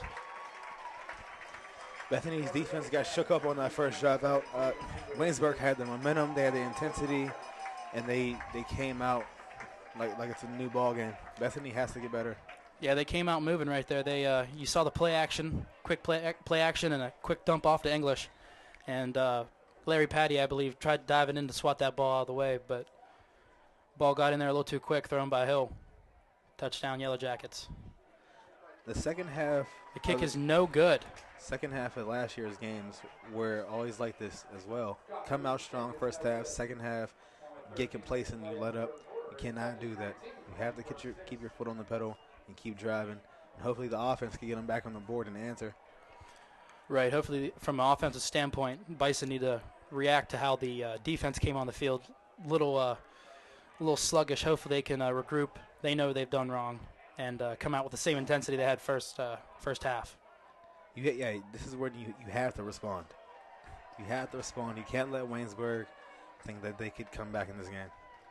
Mm-hmm. And with the crowd here tonight for both sides of the ball, hopefully the Bison could stay up tempo and make some plays for these fans. A lot of these guys being returning players, you know how the games get towards the end with Waynesburg. It might get a little edgy, words might be said, but you have to keep your cool, especially when you're a star player like Wiz. That penalty really hurt him. Yes. Ended up causing him a touchdown. They'll correct it. They'll be right. There's some smart guys in that secondary. Being a preseason All-American, Wiz will make the same mistake twice. Number 31, Scott Lewis here to kick off. Shallow kick around the 20-yard line, returned by number 7, Chris Collins. Collins makes a cut and cuts it upfield to about the 30, 31-yard line. Great return for Chris. Yeah, not a lot going on there, but made something out of nothing. Weaving through a couple missed tackles. Bringing the ball out to the 30-yard line with 12:54 left in this third quarter. Bison lead 19-6. Chris is another guy who will sneak up on you. He's an old man, bad knees, but when he gets the ball, he moves. Oh, he'll fool you. Watching him practice, filming for the weekend shows. I feel so bad. I miss all of his shots of him just breaking people's knees, and hopefully I can get some more shots of that. But the man's a phenomenal athlete. Vales out of the shotgun. Handed off to Brandon Hill. Gain of about 3 or 4 yards. Looked like he was going to get tackled in the backfield, but Brandon Hill kept his feet churning. Yeah, Brandon does really well with using his legs. He has powerful legs. He's a guy who loves to be in the weight room. He loves to squat, get those legs right. So, I mean, he puts them to use. Vales quickly out of the shotgun. Dumps it out to Terry Linyard, number 10. Gets a block. Oh, we got several flags. Looked like there was a great block by Tom Covino, number 44. Hopefully that doesn't take away credit if that's a holding call. But another flag was thrown out past the 50-yard line. Let's see what the calls are. Covino's a tough guy. New York kid. Mm-hmm. He's really tough. He's good for that position at tight end. He doesn't really care about the glory, getting the catches, but he'll make the block for you. Call on the offense. I believe that was a holding call. Another mental mistake by Bethany. Possibly might have been on Tom Covino, but that was a great block. I saw that the whole way. He'll probably get a nice little chewing tomorrow at practice, or during film. But a great block by Tom Covino. Like you said, to make this offense successful, you can't have someone that's always wanting the ball. Vales out of shotgun. Swings it out to Brandon Hill. Blockers in front of them. Great block by Bo Burtis. We had two of the big O-linemen out there on the perimeter making plays on skill players. Picking guys up. That's a gain of about 6, brings it to 3rd and 4. A long 3rd and 4 for the Bison. That's one thing about Bethany's offensive line. These big guys can move. They're athletic. And they know how to get to the second level in perimeter and put blocks on guys. Well, they know their little bit of glory is showing off for these running backs, getting their huge carries and huge runs. Vales out of shotgun. 3rd and short. Just throws it. Intended for number 4, Eric Blinn. Just out of the reach. Yeah, on that play, Vales kind of rushed that throw. He wanted to make something out of nothing. But again, Waynesburg showing all the momentum in the second half. Yeah, it looks like he tried to force that ball a little too much. Had more time than he anticipated, and just rushed his throw. Hopefully he can get a quick check with me, with the offensive coordinator, and cover for next drive. Punt by Steve Amick. Number 3, Tim Cooper makes a man miss. Makes another man miss. Cuts it upfield. Tackled by Conover and Barnes. Another flag on the field, it looks like. Returned to about the 35-yard line. Flag back at the 22-yard line. Let's see the call.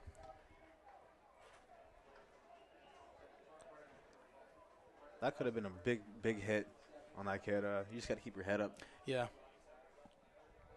See what you hit. Hit what you see. Calls made on Waynesburg, holding. Good. Finally something to go Bethany's way to start the second half. They got them backed up now. Yeah, more so what we were saying first half for Waynesburg. Bethany kind of did a 180 turn and did exactly what Waynesburg was doing the first half. Yeah, they have to get it together. They can't let Waynesburg come out looking like they drank special Space Jam juice or something. Yeah, Michael's secret stuff. Yeah. They don't got that here at Bethany. None of that. As the Yellow Jackets come out of the huddle, Hill's under center, crooked-eyed, strong side, 2 receivers at the top of your screen. Cooper in motion. Hands it off to number 24, Lavelle. Yeah, that time it was just a simple misdirection play. Get your eyes looking where the ball's not going, basically. Yeah, a couple things they're trying to do just to get this Bison defense offset. They move the motion over and quick counter play. Brings it to a first down for the Yellow Jackets. I thought they were going to give them a bad spot, but that's a first down. If the Waynesburg Yellow Jackets score on this drive, watch out. Bethany's defense has to come up big right now. Hill out of the shotgun. 2 receivers down at the bottom of your screen. Hands it off to Forsett and quickly met by number 20, Donovan Hayden. There you go. In the family of the Bethany Bison defense. Put a hit on the guy, get the crowd, get the sideline, everyone excited again, and get everyone pumping, ready to go. Hayden got in there pretty quick. He almost beat the running back to the ball. Yeah, he's done a great job in the absence of captain Chris Berg. He's filled in very nicely. Yeah, you're right about that. Donovan Hayden, not really worrying about his age or anything, or his experience.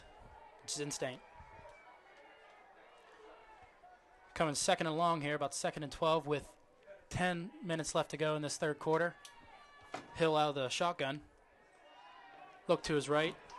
Throws it deep downfield for Shannon Scott. Incomplete. Great play by number 30, Shannon Scott, to break up that deep ball. Yeah, again, they tried Shannon going deep again, but great defense by him. Way to get his head around and just rip out that ball from the bigger guy. What I like to see is one thing that the Bison was lacking in last half of the game. They've capitalized on that play right there. Shannon Scott going into halftime, coming back in, and knowing that the ball's gonna be thrown to him a lot, and he made something of it right there. Great deflection, could have been a huge play. I think that just plays to the attitude of this defense, man. These guys, they compete. They refuse to lose. They refuse to get beat. No matter how big you are, how fast you are, these guys compete hard. And that's an early timeout for the Waynesburg Yellow Jackets. Leading up to this halftime, there were some stats here, and we missed a couple of those. But leading up to this game, for the fact that the Waynesburg is on offense, I'll give them their offensive stats. Willie Lavelle has 13 yards on the day with 2 carries. Of course, that has changed now. Jake Forsett with 10 carries for 20 yards. And Carter Hill with 3 carries for 7. Passing, Carter Hill is 8 for 20 with 88 yards, with his longest pass being 25. Followed by that, receiving, 3 catches. Bernie Thompson for 16 yards. Tim Cooper and Andrew English both have 2 receptions. And Zach Capman capping it off with 1 reception. For Bethany, at the end of the first half, we had Brandon Hill with big 91 yards, a tough 91 yards. We had Brian Vels, he was 15 for 21 and a touchdown. And again, Blendon Amick, 2 other big stars making big plays for the offense and special teams. Yeah, going back, Brandon Hill being a total workhorse that first half. 16 carries, only 1 touchdown for 91 yards. It's a lot of grass. Hill lined up in the shotgun. Three receivers down the bottom of your screen.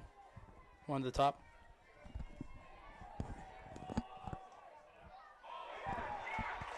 Over the shoulder catch made by number 17, Andrew English. It's a quick dump off, easy first down. Waynesburg going to English a lot with these jump balls, trying to get him to use his size against these Bethany defenders. Yeah, that's going to be hard to deal with Wiz being our tallest corner at 5'10".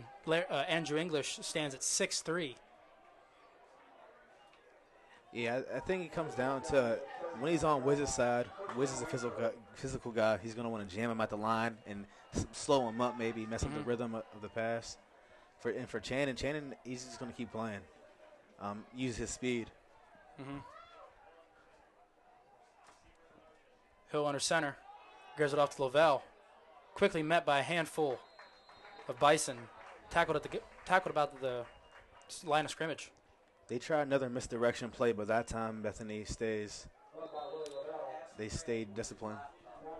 Number 20, Donovan Hayden, seems to be shook up a little bit on the play, lined up in the backfield. We're going to take a quick timeout. Hopefully it's just for this Bison football game.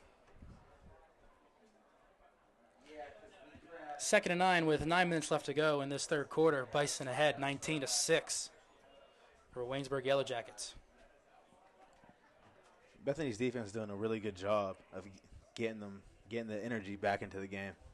Yeah, they're giving up still a few plays that they haven't in the first half, but like you said, the intensity's still there, and they're still all wound up together. And I feel that with that, will keep them successful later in this game. Yeah, for sure, because you don't want to let Waynesburg get any points on the board right now on this drive, because it'll give them back-to-back drives with scores, and it'll make them think that they can still win this game.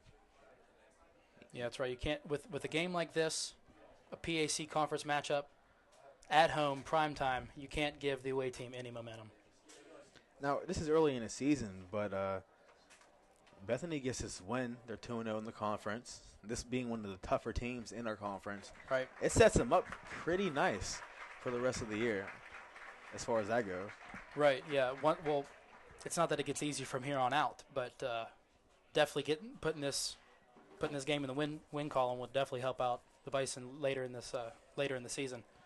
Yeah, not only the season though, but just as a program, back-to-back years, being a rival Waynesburg. This year doing it without, all-time great Magamard. So it'll look really nice. Really good big win for Coach Garvey back-to-back years, if we could pull it out. Yeah, and I feel that also looks well on the coaching staff as a whole, losing, huge athletes like that and still producing. Hill quickly out of the shotgun, looks down to pass, completes it to number 28, Bernie Thompson. That's a first down for the Waynesburg Yellow Jackets.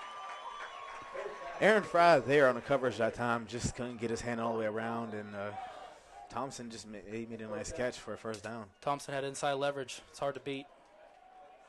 In any football game, conversions on 2nd and 3rd down are really going to help you. Bethany has to limit that. Hill out of the pistol. Two receivers at the bottom of your screen. Hands it off to Forsett. And he cuts up the field with one man to beat. Tackled by number 11, Dion Williams. First down, Yellow Jackets. As Dion did a lot of times last year, when runs broke up the middle, he makes that last saving tackle. You can always count on a guy like Dion. He's not going to let you down. But it just right up the middle. For the guys up front who we praised the whole first half, they got one. They got one that time. Yeah, huge gain right there by Forsett once again. I don't believe back-to-back drives, but two huge gains right there coming out of the second half. We have a Bison shooken up on the far side of the field. Number 11 that made the tackle, Dion Williams, seems to be checking out his leg. Right now we're hoping for the best. Forsett, a couple big runs. He's a bigger guy with some speed. You can't just try to grab him and bring him down. It's not going to happen. You have to put your helmet on him. People have to run to the ball, rally, and it takes an effort. Yeah, they were doing that a lot in the first half. Not too many times I was able to call one guy making a tackle. It was the whole team, or at least three guys. And these last couple of drives, I've been calling out names, and I really don't enjoy doing that. I feel as a defense, it's a whole, it's a family, and they need to be able to swarm like you said. Dion is one of those really energetic character guys on the defense. He's a guy who you always find talking. I wish we could put the mics in the helmets. Oh, that'd be wonderful. Yeah, he's really funny, and he'll be good. Dion's a Kickstarter. He'll sit out his plate. He'll come back, and he'll be fine. You're right about that. 2 receivers down the bottom of your screen. Hill out of the pistol. Goes for the bubble. Checks again to English. Just out of reach. Incomplete pass. Brings it second down and 10 with 8:06 left to go in this third quarter. That time, Waynesburg had a chance for the score. Shannon kind of did get beat, but luckily they were able to force a bad throw, and it was a little out of the reach. Yeah, one thing I was able to notice that Hill, his go-to was that bubble. And when he noticed that was covered very well, it kind of caught him off guard, and he just hucked it deep to English and just out of the reach. Yeah, he's having a little trouble looking for a second, third reads. 2 receivers down the bottom of your screen. Hill in the pistol, gives it off the 4 set, makes one man miss. Brings it back to about the 13-yard line, gain of about 1 or 2. Brings it to 3rd and 6. That was the third string linebacker now, Marty on the play, who could have made that in the backfield. You got to be ready to come in the game. You never know what's going to happen. You got to be prepared. Bethany has depth. Marty's a really good player. He's just getting warmed up. You got to simmer down. Getting in between tackles like that. When you see a guy, simmer down. Make the hit. 3 receivers down the bottom of the screen. Hill out of the shotgun. Drops back. Pressure coming. Throws out to Catman. And that's going to be a pass interference by number 1, Wiz to Spain. Second of the day. Yeah, that time, Wiz got him a little bit grabbing on the jersey. But you can see this time he has a much cooler head about it, not flipping out. He learned. You just got to play the next play. Sometimes you get beat, especially being someone in the secondary. You're getting beat a lot. It's like baseball. You're not hitting the ball too much. You're striking out more than you're hitting. You just got to take the good ones. The big thing with football is having a short memory. That next play's right there. A couple subs coming in for the Bison. Hopefully they can get them off the field. Be able to pull this off. Hill under center. And it looks like there's going to be a false start call. Half the team moved, except for the quarterback and center. This is going to be a big next couple of plays for this Bethany defense. If they get a stop here, force a field goal or something, they'll be very happy with that. That brought the 1st and goal on their 3-yard line right there. Now it's backed up to their 9-yard line, 10-yard line. Yeah, it definitely gives Bethany a little bit more space to maneuver and do things. Hopefully they can capitalize on that little mistake. Hill under center with one receiver lone down the bottom of your screen. Hill hands it off to 4 set. Gain of about 3. 2nd and goal. About the 3-yard line. Oh, the 2-yard line. Gave him a nice little spot. Again, Waynesburg that time just handed it off, trying to hit the outside. Bethany has to do a better job of it. You have to contain them. Make them cut it back to where all the big, strong guys are. Right. Know? Yeah, the force player got to stay strong right there. As a stretch play, you can't let them get anything outside you. You're not going to get that tackle maybe, but you have to put your foot down and turn it back in. Hill under center with a crooked eye. Lone receiver down the right. Scramble out to his left. Shuffle pass. And that's a touchdown for the Waynesburg Yellow Jackets by number 20. Our defense is standing around. Jake DeGulio. That's what I'm going to say. And right now, the Yellow Jackets are back in this game. Yeah, the momentum of the game is totally flipped back around. Bethany, they lost focus on that. They have to get their minds back in the game. Yeah, I'm not sure what happened. Looks like they put their hands back on that ball. couple mental mistakes. I mean, mental mistakes cost you just as much as the game as a turnover would.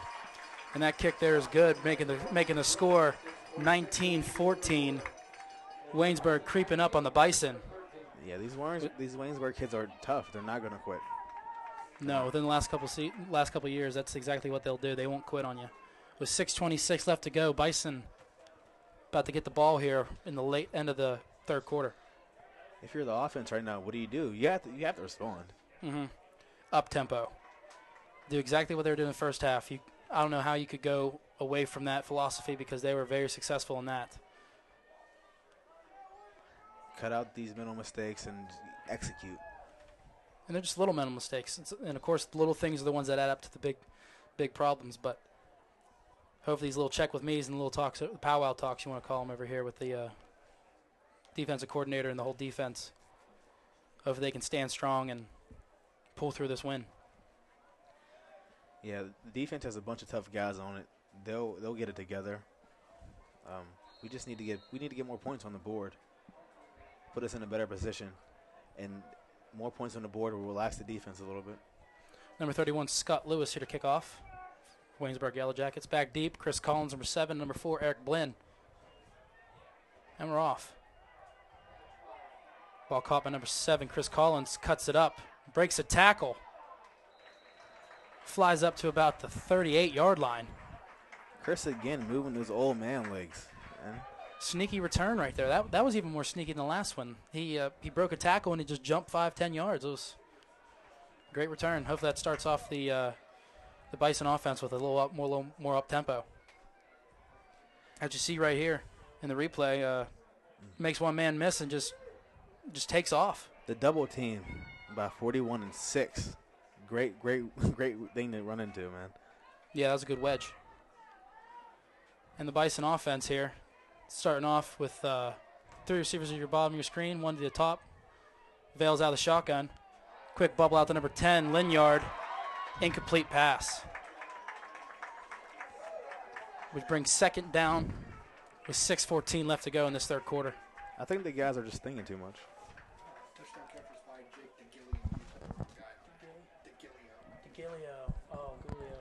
Yeah, I think Bethany, they're just thinking too much. They're trying to keep Waynesburg away instead of just playing their game. Yeah, they need to go right at them. They went right at them the first half, and that's why they got them points. Vales out of shotgun, going right back to Brandon Hill. He pushes the line for about 4 yards. Yeah, good tough run. Get in there, move the big guys. Get in there, push the pile. Man. That's right. Big boys, they want to run. They want to move. They don't like standing still. For as big as they are, they don't like standing still. They want to push the line forward.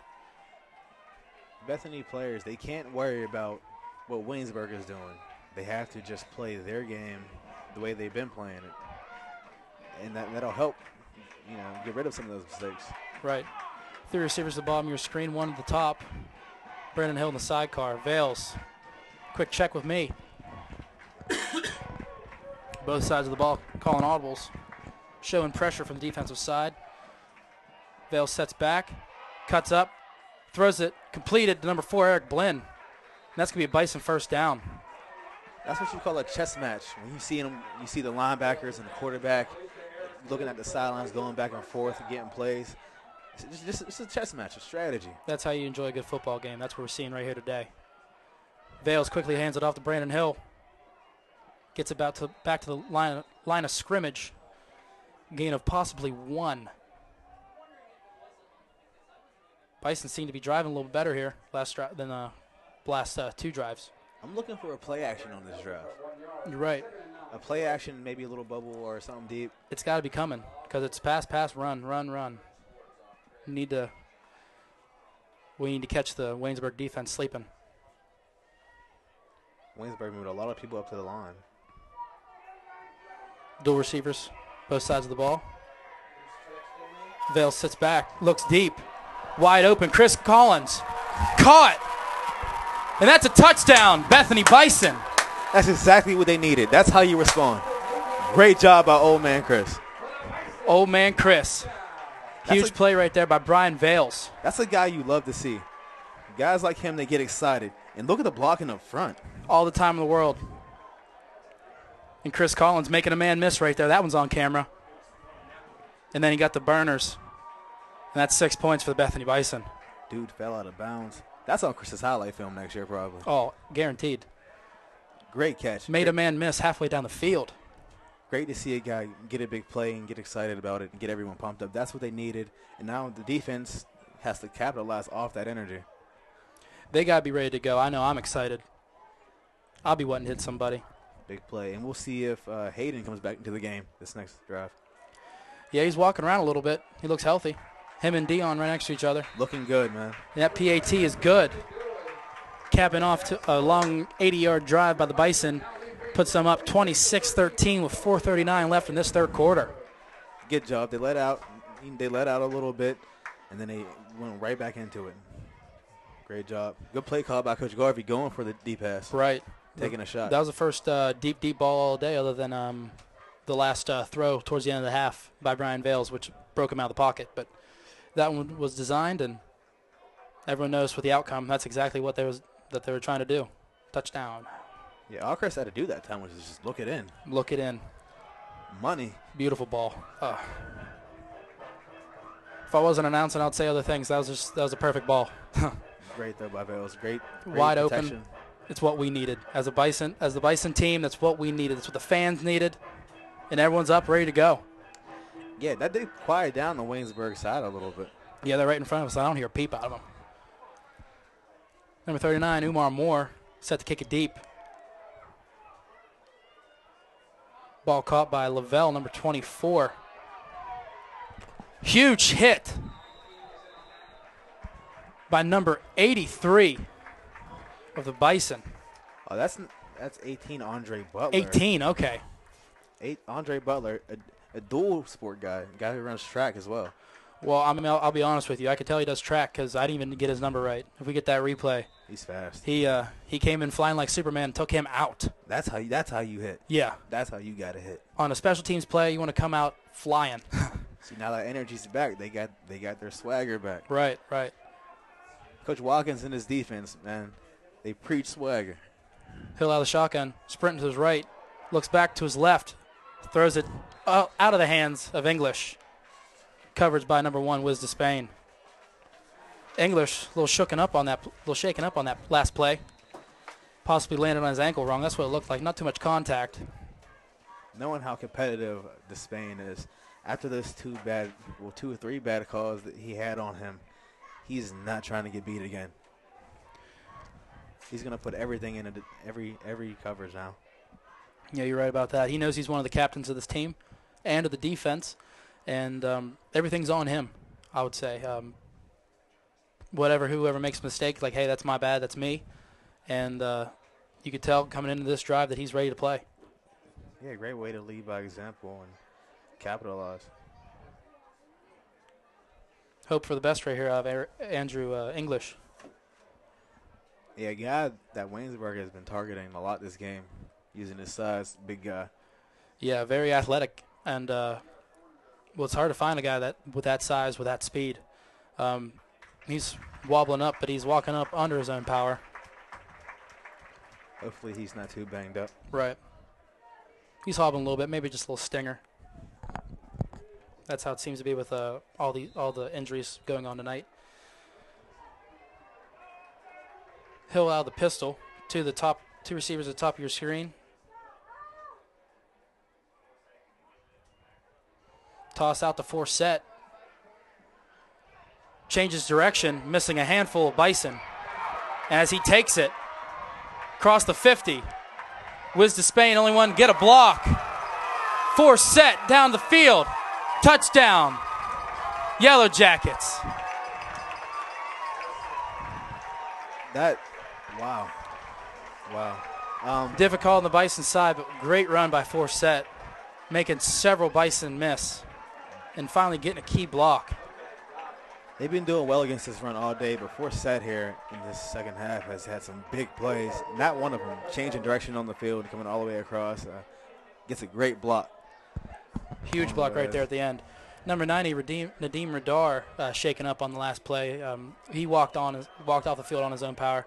That's also a hope for a speedy recovery for him. But still, though, Bethany, I mean, they were there. They were there. They just didn't make the play. A lot of arm tackles. With his size, you can't be making arm tackles. And that kick there is good.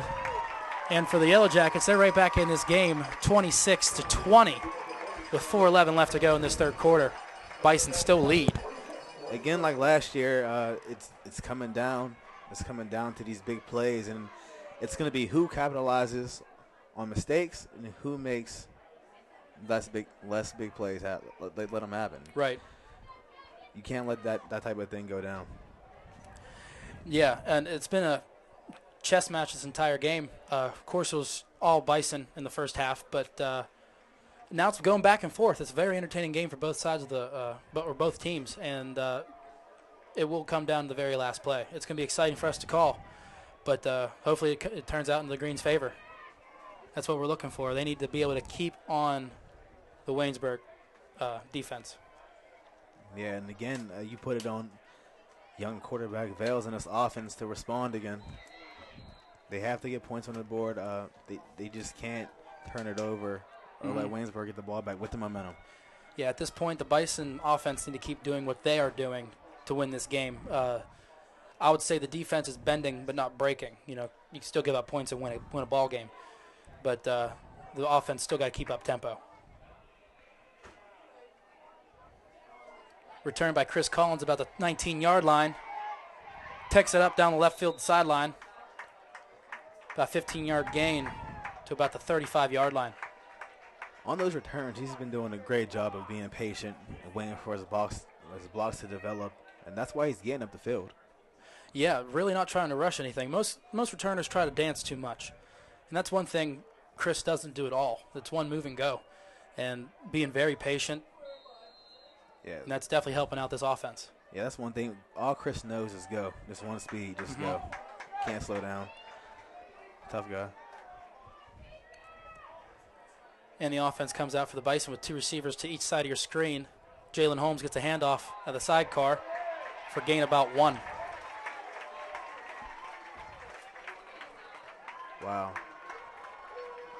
Waynesburg was ready for that. They had guys there, just standing there waiting. Yeah, it looks like a couple plays are they're getting mimicked a lot by the Bison. Sprint out right, just out of the reach of number 4, Eric Blinn. Tough throw on a run by Vales, getting chased down that time. Good play call. That was I believe, a designed spread out or a sprint out pass to his right, just out of the reach of Eric Blinn. Big play now, 3rd and long. They need something to happen. With it being 3rd and 9 with 3:40 left in the third quarter, Bison try to. They got Blinn ISO'd up at the bottom, so look for him. Looks like the safety is going to try to help. Offsides, we might get a free play here for the Bison. Vales just hucks it downfield. Oh, incomplete. Nearly caught by number 4, Eric Blinn. But the play will be being called back. Offsides by a member of the Yellow Jackets defense. So that'll be a free play, luckily a free play. Bring it to about 3rd and 4. Yeah, that was knowing that Blinn was double coverage. I think he knew it was a free play. He wanted to see what they can get, but Waynesburg helping us out with a penalty there. Yeah, but with kind of like as in what Waynesburg was doing on offense, try to fool the defense. See right there, they went on 2 and they fooled them. Quick spread out right there by Vales, just out of the reach of number 4, Eric Blinn. I think right now, Vales has to look other places for plays. Yes. He's saying hut, and he's looking directly at Blinn every single time. And that's not how this offense can be successful. No, you have to distribute. Waynesburg knows who Blinn is. They know he made the big play to win last year. Try to get the ball to other guys. Steve Amick back to punt. And going back to that, Chris Collins scored last touchdown. They have athletes. Ball nearly blocked. Caught by number 22, Bernie Thompson, making people miss. Taking it across the 50. Flags down by the opposite corner of the field around the 30-yard line. this might be coming back for the Yellow Jackets. Really, for only the first or second time, Waynesburg brought a lot of pressure on, but Amic's still able to get it off, get something decent. Yeah, luckily the way his technique is, it's one step and punt. If it was 3 steps, that's a block punt. Having a guy like him on it, people sleep on the punters, but having a guy like that on your team is key. Able to make plays sometimes when offense and defense are a little slow. Mm-hmm. Yeah, and luckily true football fans know that every player, you can't have a weak link to be successful. And have a preseason All-American in Steve Amick definitely is a game changer in this team. We're going to see how Bethany defense responds now. They gave up 20 points in this half. Yeah, and hopefully Waynesburg keeps doing this to themselves. Starting off their drives back in their own end zone. Now, of course, the last 2 drives that had very long and successful drives. But the Bison need to come up successful and really try to put the hurt on them here. Capitalize on opportunities. Yes. You have to. Because in a game like this, against a team like this, the more chances you give them, the more you're going to get hurt. Mm-hmm. It's only a matter of time before they take full advantage. These guys have to get whatever they had in the first half back. Right. Not really sure what's going on with the spotting of the ball. I believe they're might have to get a couple calculators out and do some mathematics. Maybe 30 yards minus 5, 25, something around like that. Waynesburg fans not too happy about that. Not happy at all. A little mad. Waynesburg starts off in the inside of their 10. 2 receivers at the bottom of your screen. Hill out of the pistol. Forsett in the sidecar. Hand off to Forsett, taken across the field down the left field sideline. Makes one man miss. Tackled, pushed out by number 5, Larry Pattier. Gain of 9. Outside contain is what's been hurting this defense. In this half, yes. In this half. They had the one run up the middle, but a lot of these runs are just stretch plays that are just hitting the outside, and they're just cutting it up the field, and no one's there to fill the alley. Yeah, I think they're using the stretch plays as, well, they see Bethany's weakness. They're getting a little tired. And with a stretch play, that's going to make natural holes. And that's why I believe it's so easy for Forsett to run through. Situations like this is when you miss a guy like Chris Berg, who's a brain, who knows different little things that Yeah, well, he help. calls the defense. Hill out shotgun, 2 receivers at the bottom of his screen. Handoff taken by number 4, Forsett. Stretch play again, opposite side. See, but that time, you see how Larry Potier, he set the edge, he got the receiver off him, he made the guy cut back in where his help was. Pattier put his man on his back, then made the tackle. That was a fantastic job by number 5, Larry Pattier. That's how you defend the stretch play. Contain him. Contain. Force man, got to force the ball back. Good job by Larry that time. That's why Larry's one of the top guys on the defense. Yeah, he can move, and he's a strong guy. Look to see here, 3rd and short. With 2:04 in the 3rd quarter right now. 2 receivers each side of your screen. Hill from the shotgun. Hands it off to Lavelle. And he's going to be stopped behind the line by a handful of the Bison defense. Big guys in the middle getting a really good push through there. Good job. Even some safeties getting in there. You see Dion, after being shaken up last drive, came in and got a little hungry. Yeah, I'm telling you, man, Dion's a high-energy guy. He's a high-energy guy, man. Even if he doesn't make the play, you're going to hear him talking from the other side of the field. He's just a fun guy to play with. And he's going to get guys hyped when he sees them make a play. On defense, well, on any side of the ball, you need a guy like that. He's the kick starter. Dion's our prime time. He's Dion. He has that personality. Prime time. It works. It's the name. Back deep, number 4, Eric Blinn. Get the bubble punt. Waiting to make a move. Takes it to his right. Probably a gain of 1, not too much. When you're standing back there, you really can't make much happen. Yeah, probably if he wasn't going to get a good run, maybe call a fair catch to be safe. You don't want to – anything could happen. Right. Even as great as a player as Blunt has been. Anything's possible. Anything's possible. Even the great players had them moments. Yeah, but good job by Bethany's defense, getting it back in with a minute left in this quarter. We'll see if Bethany can use that high-paced offense and get in the end zone. And let's see how they come out here. We got 2 receivers at the bottom of your screen. Chris Collins, the Lone Ranger, out to the top. Blend out deep, too. I look for him to come do a route towards the middle of the field. Vales out of the shotgun, hands it off to Brandon Hill. Squeaks up for about 3 or 4 yards. Looked like he was going to get tackled in the backfield, but them quick little legs of his, he got himself a gain of about 3 or 4. Brings it to about second and 7 with 46 seconds ticking down in the end of this third quarter. Tied into the game for Bethany now, so look for something powerful. Vales out the shotgun. Gives it again to Brandon Hill. Runs a few guys over. Possible first down. And that's exactly what that is. That's a Bison first down. Brandon Hill again showing how tough and hard he can run. Yeah, for as fast as he is, he's showing his power today. Yeah, people, you would sleep on his strength because he's more of a speedy guy. Acree was the power guy. Yeah. But he's not afraid to lower his shoulder and put his helmet on your chest. But yeah, Brandon Hill really showing his athletic ability right here. Handed off by Jalen Jones. Makes a man miss. Runs another man over and near the sticks for a first down again for the Bison. For a short guy, Jalen has some sweet feet. Yeah, he made that guy miss right inside the tackle box. Really nice feet.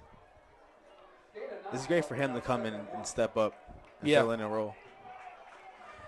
Yeah, a lot of injuries happening in big positions for the Bison and athletes below them. They're hungry and they want to make plays. It's death, man. It goes back to that practice. And with the clock ticking down 0, we're going into the fourth quarter, 26-20, with the Bethany Bison leading over the Waynesburg Yellow Jackets. His fourth quarter. That third quarter was crazy. Yeah, a lot of action. Hopefully, okay.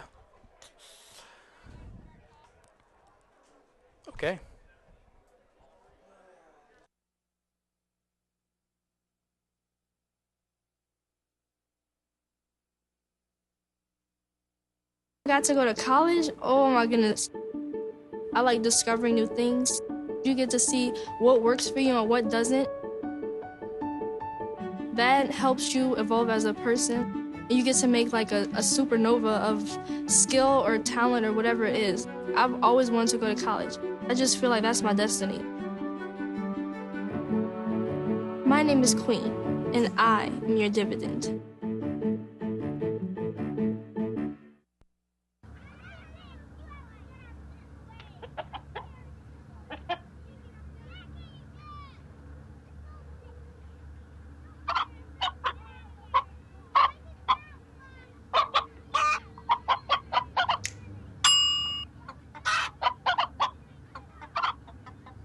Separate raw meats from other foods by using different cutting boards. 3,000 Americans will die from food poisoning this year. Keep your family safer. Check your steps at foodsafety.gov.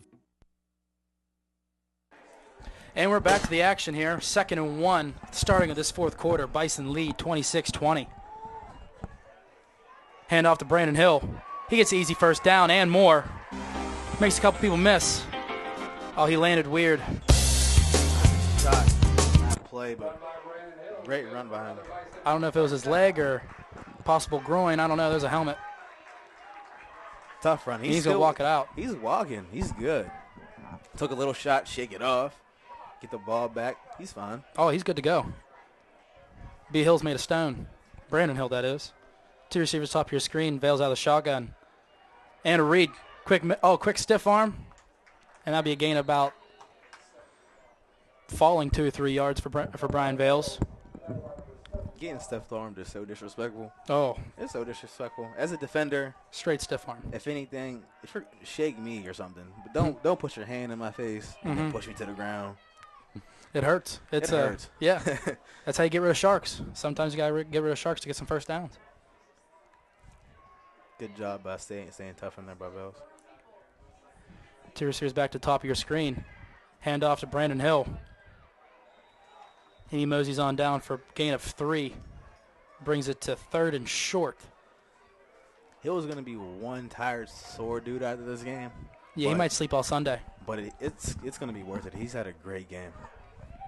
Yeah, without a doubt, he's been a workhorse. One thing you can say about him is whenever he has the opportunity to step up and get more carries, he puts it to use. Yeah, you're right about that. Last couple years, his role's been the change of pace, and he's one that keeps the pace in this game. He is the guy that starts it. Vales out of the shotgun, looks to his right, dumps it up to number 4, Eric Blinn. Incomplete. Great deflection. Another for the time, Waynesburg defense. Another play that Blinn ran a streak and Vales kind of keyed him. Mm-hmm. And you have to know that if a guy's on the island with a blend, he's probably going to have safety help over the top. You're not going to be able to do that every time where you can just lob it up. Yeah, no D coordinator is going to look at Blinn and say, okay, you got him man-to-man. Just you. Yeah. But nonetheless, Bethany still has the ball. Big 4th down now. And a timeout called by the Bison. What do you think they run? With it being 4th and 5, the way they're moving the ball, I mean, it sounds crazy. They'll probably load the box, but I'll give that ball to Brandon Hill. Give it to Brandon. Give it to B. Hill. You want to win, let Brandon spin. Yep. I like it. Hey, if it rhymes, it's got to work. I like it. I agree. I can see them doing either something to Brandon up the middle again, let him use his speed to, juke through, or maybe even a little short pass. Mm-hmm. In times like this, you really can't do nothing too complicated. You want to go back to the basics. And the entire day they've been doing the counter gap with the guard and tackle backside pulling. And I'm not saying necessarily do that because it's a short yardage situation. But you definitely want the ball in Brandon Hill's hands at this point in time. He's a guy several times in the backfield that has looked like he's going to get tackled, and he ends up getting a first down out of it. 1st and 10. Tackled like 2 yards in the backfield and quickly gets a first down. Tough guy. He's a guy. Brandon Hill wants the ball. He wants the ball in these situations, but we'll see what they run. It looks like they have him in a hip right now. Yeah, it looks like there's no run here. 4th and short, beginning of the 4th quarter. 13-13 left in this game. Vales from the shotgun, sprints out to his right. Looks again, cuts up. Great block by Terrell Carter, and he's going to take it inside the 5-yard line. Great block by Terrell Carter. Number 54 on the sprint out. Decides to take it down and run. That guy right there, he's quiet a lot of times, but he's an animal inside. Great block. Bethany quickly back to the line of scrimmage. B. Hill makes a spin, makes a cut, and takes it in for the touchdown. Brandon Hill, being the workhorse he is, owning the game today. Let Brandon spin. Touchdown Bison. Beautiful spin. Hey, like you said, if you wanted to win, let him spin. Let him spin. Great move by Brandon. Several men miss. It looked like they hit the circle button on Madden. Man, oh man. He's been hungry for that end zone. Great run. Great drive by Bethany to get back on the board. And that kick is good. Bringing the score 33-20 with 12:56 left in this game. Good job by Bethany's offense to get in there and respond. See this right here, that play or this drive would say, compared to other Bethany teams where they would just, I wouldn't say lay down, but not necessarily in a way give up. And showing with this game today, even though they kind of let it, stir across through the 3rd quarter, back in the 4th, they got that tempo right back to where it was. And big players made big plays. I think with this offense, there's a little bit of a chip on their shoulder. Not as many people think that they could put up as many big plays and points as they did last year with Kamard, but I mean, they're working. They put up 33 points so far. Yeah. And the fact that I feel they can score more points is that we talked about earlier. Since Grimard isn't here and he's not the focal point, Vales can spread it out to his athletes, whether that's handing the ball off or that's throwing the ball to somebody else. That's how they're going to be able to score points on this offense, is spreading the love. Sharing's caring. The game has a different feel than it did last year when it was close to all the way through. But it's not over yet. Still have to keep playing. Ball caught by Lavelle back in his own 5-yard line, taken up to about the 28-yard line. Tackle made by a handful of Bison. Quick stat recap here for you. Jake Forsett with 20 carries, 183 yards for the Waynesburg Yellow Jackets. Brandon Hill on the opposite side with 24 carries, 133 yards. Which is a career high for him. Really? Yeah. Well, congratulations, Brandon Hill. He deserves it by every means. Carter Hill, quarterback on the other side of the Yellow Jackets, are 12 for 27 with 130 yards, 2 touchdowns. On the opposite side of that, almost comparable stats. Brian Vales, 19 for 30 with 254 yards and 2 touchdowns. 3 receivers down the bottom of your screen. Carter Hill out of the shotgun. Brad jobs down to the box again. Quick out to Bernie Thompson. Not much where to go. Tackle made by Aaron Fry. Potty did a great job at setting the edge. Again, on those type of plays, that's what you have to do. Can't be afraid to push him back in. And that's able to give Aaron Fry a nice little tackle. Yeah, Fry's a guy who'll come down, he'll fill the alley. A lot of these defensive guys, man, they want to put a helmet on you. Oh, they all want to put the boomstick. 2 receivers at the top of your screen, 1 at the bottom. Hill out of the shotgun. Forsett the sidecar. Hill looks to his right. Throws it out. Incomplete, intended for Andrew English. Coverage by Shannon Scott. After this game during film tomorrow, the secondary should really think about taking these D linemen out for lunch. You're right about that. They've been putting a lot of pressure on their quarterback and making these throws hard. Yeah, you're right about that. It's not too many times where you see Hill back there standing around with no green. Yeah, he's on the move. He has to run. There's a lot of green helmets flying around. You're right. Great job by the D line today. Three receivers at the top of your screen, 1 down the bottom. Hill out of the shotgun. Sprint out to the right. Incomplete. Flag thrown across the field. Khalid Pierce got in the backfield that time. Quickly. So it'll be I don't know. It's interesting to see what the call is going to be because the flagger was even nowhere near anyone on the ball. Defensive holding. Wow. See, things like that we can't be as a team. You can't be having those mental mistakes. That's an automatic first down. That's not a call the that Waynesburg you hear Yellow very Jackets. often. No. I really wish we were able to get another look at that to see who actually made that or made the penalty. All right, either way, it's a fresh set of downs with 11:58 left in this game. 3 receivers at the top of your screen. Hill out of the shotgun. Quick dump off to number 24, Lavelle. And he got room to run. Making a cut up, automatic first down, gain about 25.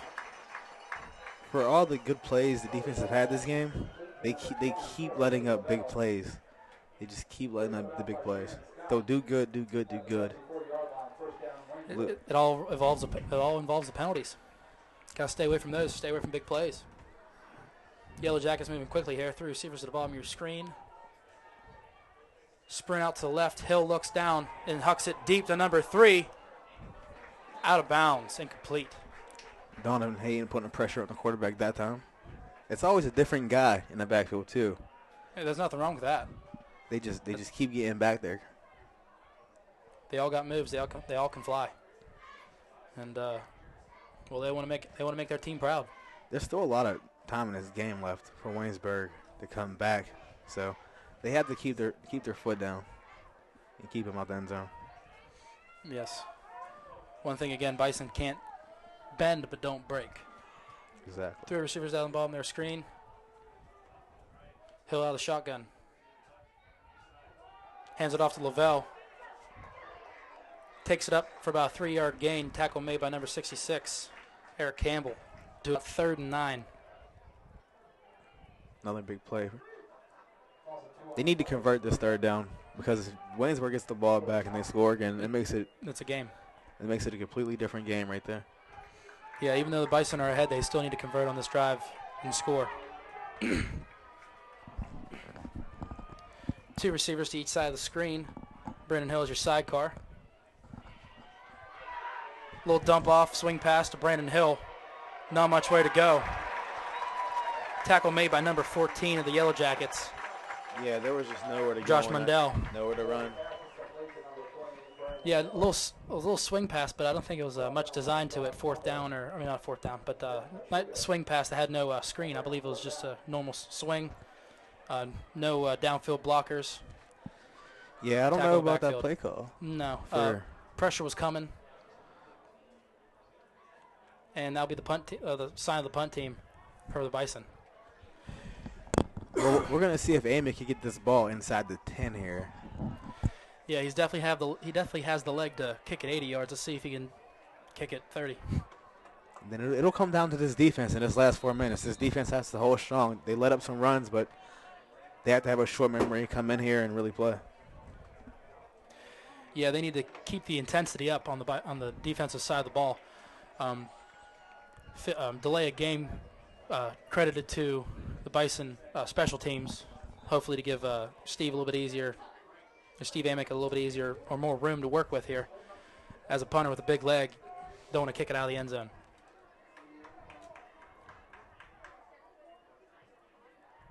Little pooch kick, fair catch by Bernie Thompson.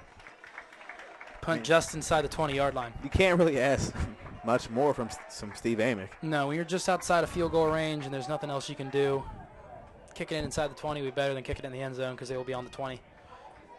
Make them earn every yard. Really good job by Amick, pooching that one up there. With 4:03 left to go, our score is 33-27 in favor of the Bethany Bison. Waynesburg can take the lead if they score on this drive.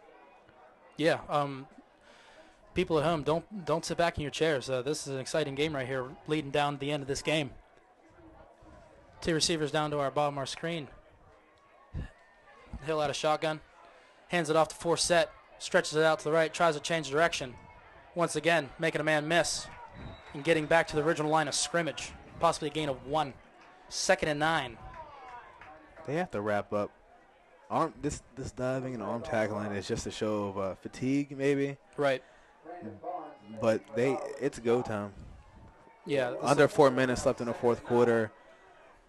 Yeah, if you're hurt, you're tired, you got to put that aside. And still a good play by them, but they got lucky. They have to start really wrapping up. It could have been a loss of 4 instead of a gain of 1, and they need to get that loss of 4 to keep them on the winner side.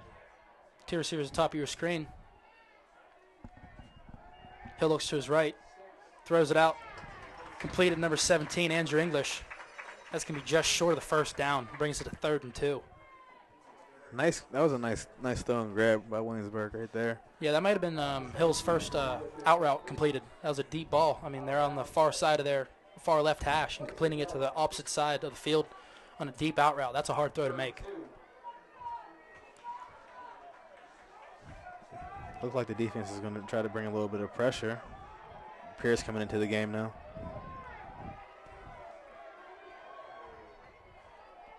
Third and short with 2:51 clock ticking. Hands it off to Forsett, and he gets the first down and more.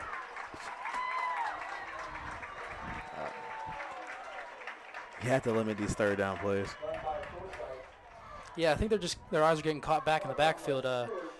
Carter Hill, after he handed the ball off, pretended to fake a pass, and you can't get faked on things like that. I don't know if that was necessarily the reason why they got the first down, but it also boils down to getting the push off the ball. A secret key to playing defense is if you read the offensive guards, you can tell everything they're doing. Mm-hmm. Everything they're doing. So hopefully Bethany can key on that. Hill dumps it off to Lavelle, quickly tackled by number 5, Larry Pattier. Continuously you hear his name, making plays, special teams, defense, whether it's because of his speed or whatever. There's a lot of game changers on this defense, and they all have to have their certain nickname because they all do bring a certain asset to this defensive squad.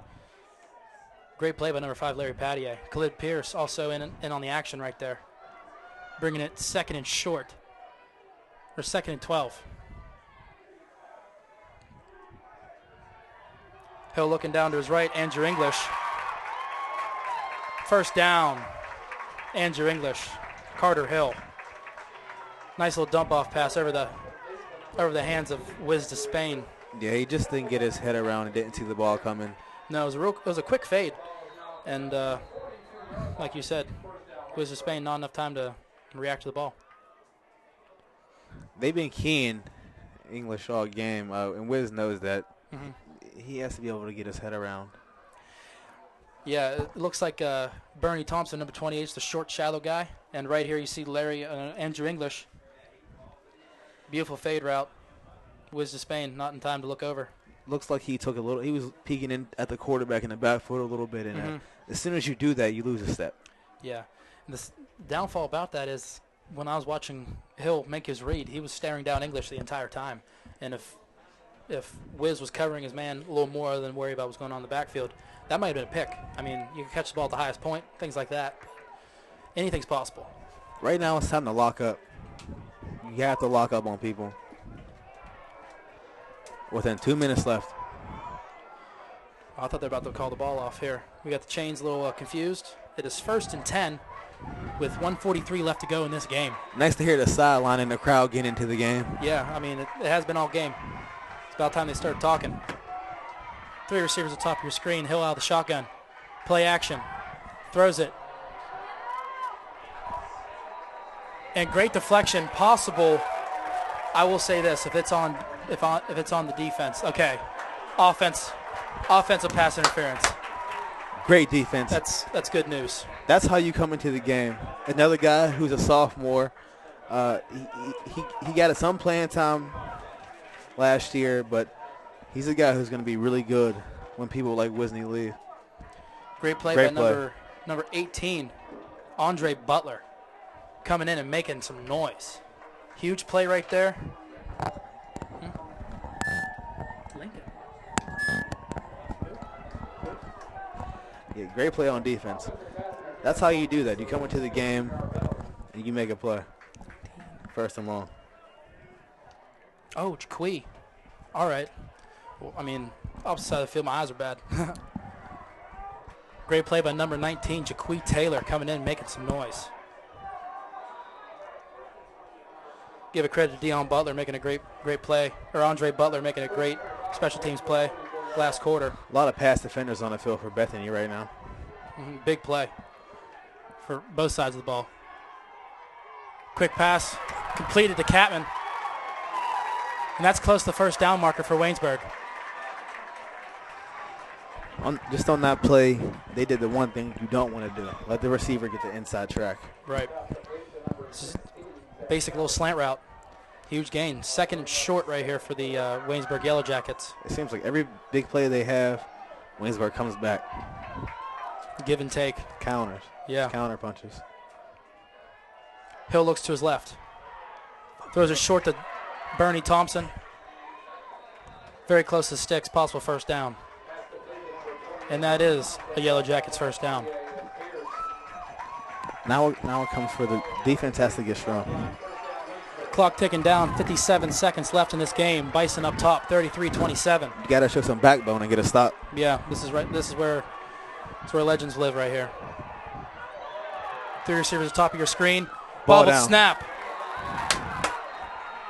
And Hill's just going to fall on it. And now they can't let Waynesburg respond. They have No. to keep on them. They keep on them. Huge break for the Bison right there. Huge break. Crowd getting a little live right there. Yeah, making some noise. Heck, it's 3rd down right now, 3rd and long. The Bison 12, man. Something like Seattle. That's what we like to hear. And I believe the timeout was called by the Bethany Bison. I like when the crowd gets hype. Oh, yeah. I like it, man. There's nothing else like it. I got goosebumps thinking about it. I mean, we're in the woods. We can scream as loud as we want to. No one's going to hear us. Doesn't make a sound. If no one else is around, does it make a sound? I don't know. I think it does. I don't know. Good question. Yeah. Everyone getting their water that we see on this replay right here. Just, I think the nose man might have made a little, made the center a little nervous right there, caused that ball to be thrown on the ground instead of a normal shotgun snap. Yeah. As we tune back into this exciting matchup between Waynesburg Yellow Jackets and the Bethany Bison football team. Bison leading 33-27 with 41 seconds left in this game. Second and long. Both sides, both fans excited for this matchup right here. At the bottom of the screen, Wisney Despain pressed close against English. 3 receivers at the top of your screen. Wiz the Lone Ranger. Dump off. Incomplete, intended for Bernie Thompson. Again, they tried the quick get inside route, just throw it. Didn't work out that time. Tried rushing it. Just out of the reach. Coverage, I believe, either Larry Pattier or Dion. I don't know who's on the coverage, but great job right there. Just out of the reach of Bernie Thompson. Now this is a play with 38 seconds left. Could be the game. This play right here could be the game. 3rd and long. This is what it boils down to, because you know they're going for it on 4th down. They've gone for it on 4th down the last 3 times. Again, Wiz pressed against English. 3 receivers at the top of your screen. Wiz, timeout called by the Bethany Bison. I like the crowd getting loud, though. What you're saying, like the roar of both sides of both teams. As a player, when you hear the crowd screaming and hoorah, it gets you. It gets you a lot of energy. You feed off of it. Yeah, and it transfers down to the field, and I feel that. I mean, sadly, if this was during the entire game, I don't think it's a close matchup at all between the Bison and Waynesburg. But you know, both teams, the Bison fans and the team kind of sat back. The 3rd quarter kind of hurt us, but now we're fighting back, and with it being 3rd and long with 38 seconds left, Bison defense here to make a stop. We'll see what defensive coordinator Jacoby Watkins has jumped up for this. What do you think? A little pressure? They're going to sit back and prevent? The way they've been throwing the ball, they've thrown it to 3 receivers, and 2 of them have been game changers in this game.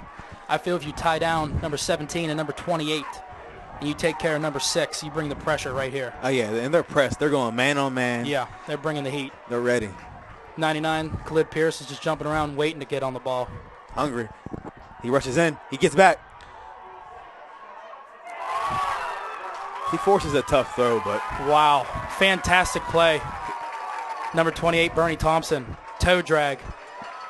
That's an NFL catch. 1st down, Yellow Jackets with clock ticking down to 31 seconds in your 4th quarter. Another close game like last year. You're right about that. 3 receivers down the bottom of your screen. Hill sets back. Boom. Quick pressure. Good no call. Let the boys play. Good no call. They ran into each other. Good job, ref. Right. I like it. I'm really glad that didn't come down the game. Good Aaron Fry there on the coverage. They both fell down, and there's nothing else you can really do about that. They bumped into each other, and they were both going for the ball. I'm glad that was a great no call. I like it. 30 seconds left in the game. Let them boys play. Yes. It has to come down to athleticism and technique, not to the yellow flag. Never. Bison trying to make another stop here. 2nd and 10 with 27 seconds left in this game. 3 receivers down the bottom of your screen. Hill out of the shotgun. Gives the ball off to Lavelle. Quickly tackled by number 90, Nadim Radar. Big play, big tackle. Another 3rd down, though. Timeout called by the Waynesburg Yellow Jackets. I think Waynesburg is going to try to do something slick. Yeah, I mean, they've been very, I wouldn't say basic, but their formula has been the same. If we look on great play right here by Nadim Radar, he just, I don't know how a D tackle or a offensive tackle can let a D end with the athleticism of Nadim Radar go, and he just makes the easy tackle right at the line of scrimmage. Brings it down to 3rd and 9 with 19 seconds left in this game, folks. It hurts. This makes my chest hurt. Mm-hmm. Oh, it's tough. I'm sweating and stuff. This is a close game. It'd be nice if we had the ball at this moment, but let's make a play. Well, I mean, just like last year, W&J, we won the big game, last play of the game. Aaron Fry made the interception. Yep. The defense has been here before. Yep, they know what to They've do. been here. They've been tested. They're ready. Mm-hmm. Looks like they got some size on the inside of the ball. English on the inside.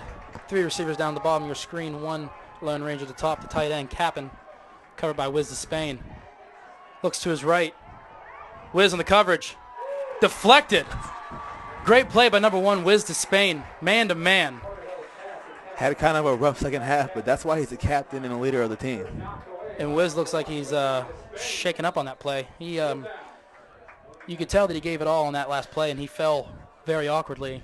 Big players do big things. Yeah, that great play. You got to sacrifice your body for the love of the team. Mm-hmm. And that's what he did. And hopefully the defense can use that to show that he's here to play. He's here to win, just like the rest of them. Hopefully he's all right. It'll bring us to fourth down, though. A big fourth down. Great. Yep, it's a huge fourth down play right here. With the clock ticking down with 14 seconds left. What do you think's going to happen? Well, they have to go for the end zone. They ain't running the ball. If they run the ball, then I have never learned anything about football. I don't know why you'd run the ball on the 10-yard line with 14 seconds to go. They'll probably spread it out. Like what they're doing here, they're going for the end zone. And right there, highest point. I just don't know if I'm going for a game-winning touchdown, if Wiz needs Spain is the guy that I want to go after. No. They've been going after Shannon Scott the whole day, and for some reason, I don't know why I try to make a miss or whatever, but Wiz is up, though, walking off on his own.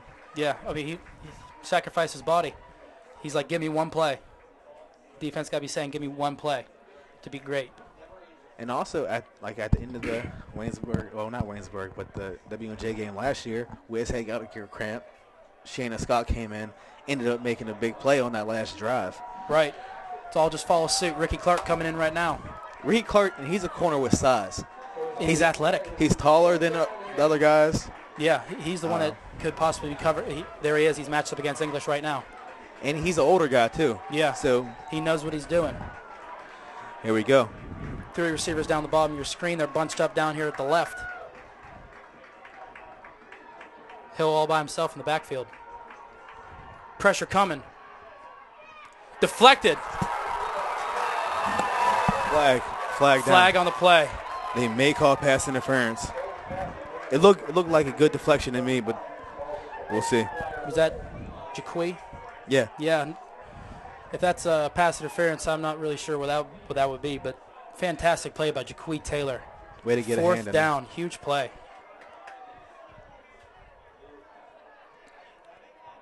We forgot what they called yet? No, they haven't called. Let's see. Defensive holding. Defense. That's twice this game they call defensive holding. Yeah. And with it being within 5, that catch was within 5 yards of the ball, or the pass. I don't know where you can get defensive holding out of that. Wow, big. That's a big call by that ref. Yeah. 9 seconds left to go. 9 seconds left to go in this game. 33-27 is the score. Yellow Jackets knocking on the door of the Bison defense. Pressure brought. Scrambles to his right. Out of bounds. Good D. With 4 seconds left. Good D. Right now, I think you look for a fade or some type of cross in the middle. Ricky Clark shaking up on the play. Wiz to Spain coming back in. Ricky, get off the field. Oh, man. A lot of little injuries to our defense in this game. I think it's because it's the night game. Well, with the temperature changing, instead of it being a 1 o'clock game where you're having sunlight the whole time, you start off with sun, you're sweating, and then you come back at, when it's dark and, starting to cramp up a little bit. You got to keep your body warm, at a more normal temperature. You got to hydrate. Right. Get the man a water bottle. Got to hydrate. Nonetheless, though, good defensive play. 4 seconds left. Michael's secret stuff. Need some. We need some. With it being 2nd and goal, there is 4.2 seconds left in this football game. Bison ahead 33-27. Ricky Clark being attended to by the training staff. Taking time out like this as a player when there's only 4 seconds left, it gets you a little tense. We look at the replay right here. Hill gets out, and almost a fantastic catch, but just out of the reach of Andrew English to stay in bounds. It's good to keep making him throw these passes towards the sideline. Right. You could tell that he has a lot stronger throw down the middle of the field than he does to the outsides of the ball, the markers of the field. Yeah, you got to make him uncomfortable. Mm-hmm. And Ricky, not getting up on his own power, but able to tough it out. Came in, did his job, though. Yes, he did. You're right about that. Very first play, they went right at him, and he wasn't having none of that. That's all you can ask for is for someone to come in unexpectedly and make a play. And the fans are starting to get rowdy around here. 4 seconds left in this entire ball game. If you're at home, 27. You better be standing up yelling at your TV screen right now.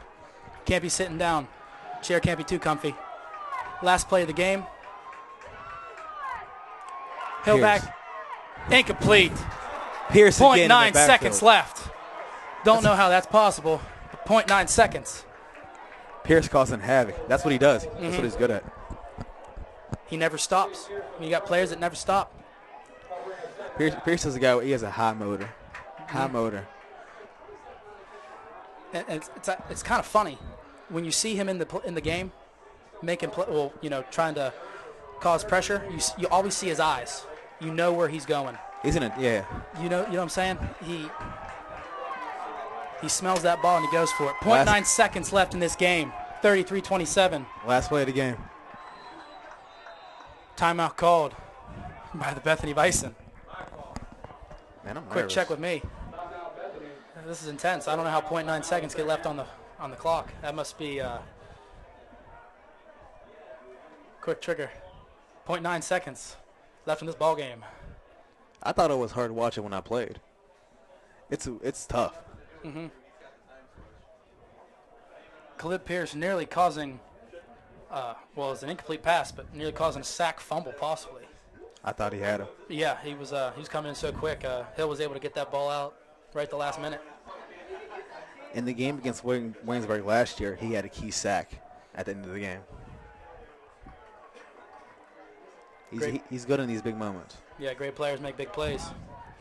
Let's see what happens right here. With 0.9 seconds left in this football game. Waynesburg on their own, on Bison's 10-yard line. Third down. But that's not a problem. 0.9 seconds left.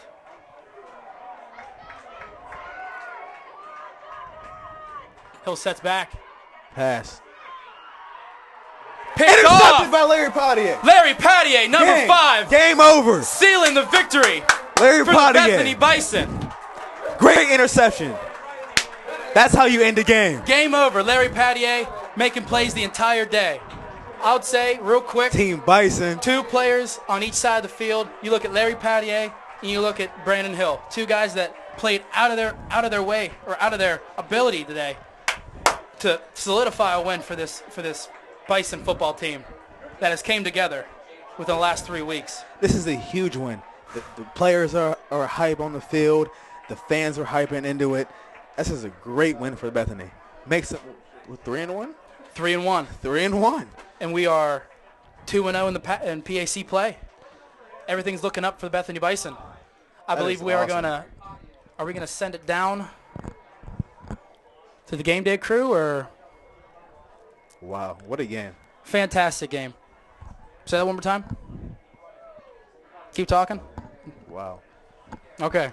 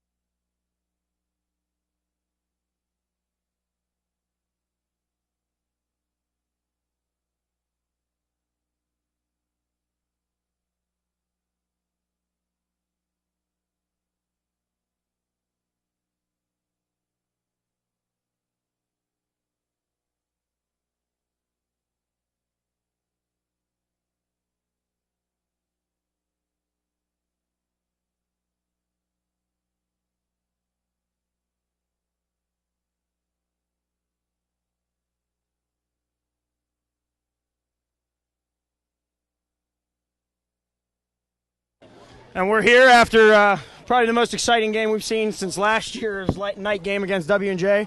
Literally came down to the last play of the game. 0.9 seconds left on the clock, and Larry Pattier comes away with an interception. Coach, just speak a little bit on what got this win. What you guys and then? No, I mean just our effort, right, and our never quit attitude. We just just played a great game, played well enough to win. In the second half, I think we got to do a better job on offense, moving the football and sustaining some drives, which we didn't do. And then, credit Waynesburg in the second half. I mean, they came out and they kind of stick with their plan in the first half, and they were able to move the ball. So, but a great team win. Our effort was great all night long. So, when we do that, we're good enough to beat everybody on our schedule. So, yep. Brian, you got a guy sitting next to you there that took one half of football to get a record out of the way.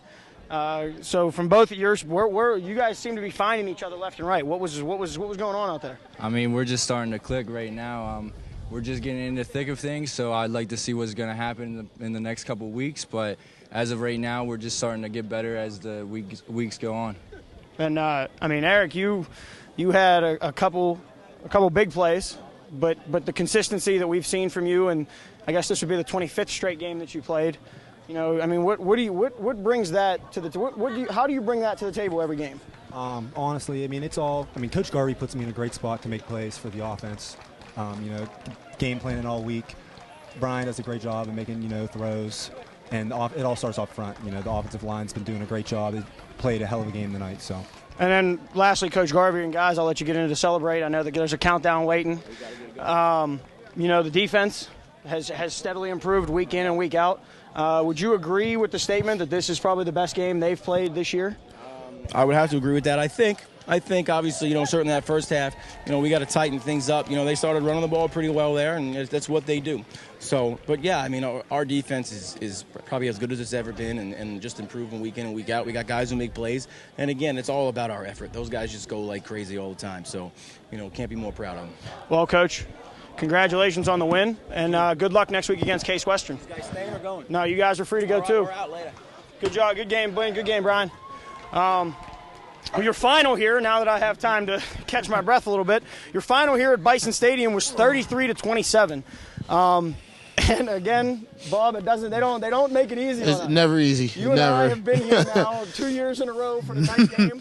Last year it was W&J, and Aaron Fry comes up with a pick. This year, Larry Pattier right in the same corner of the end zone. Mm-hmm. What can you say? What can you say about this team? I'm speechless right now, but defense almost cost you penalties in the third quarter, almost cost them a pretty big lead, but they kept their composure after losing Donovan Hayden, Deion Williams, and Nadeem Radar with injuries in the third quarter. They came back in the fourth quarter and prevailed. So I would say the win goes to the defense. Oh yes, 100%. You can't argue that. They bent. I talked to our assistant, our faculty supervisor, Professor Sprouse, and he told me we can bend, we just can't break. Well, for a couple minutes there, we were on the ropes, but the defense came through. We're about one play away from breaking. Man. Looking at the keys, one of the big keys was to keep the consistency. I think the offensive stats really show that. The Bison ran 83 plays for 495 yards. 231 of those were passing, or 231 of those were rushing. So, Brandon Hill, 2 touchdowns. Beautiful spin move for that last touchdown to get in. But I really have nothing else. I'm excited. There's things that got to be done now. We got the win against Waynesburg. That's like you said, like we said at the beginning, it's a backyard brawl type thing, and we can take home bragging rights for the rest of the year. So, guys, you have any final comments? Nah, go out and get them next week. 3-1 right now, undefeated in the PAC. Things are looking good. And as James said, the Bison will be on the road next week. Another evening game, 7 o'clock kickoff at Case Western Reserve.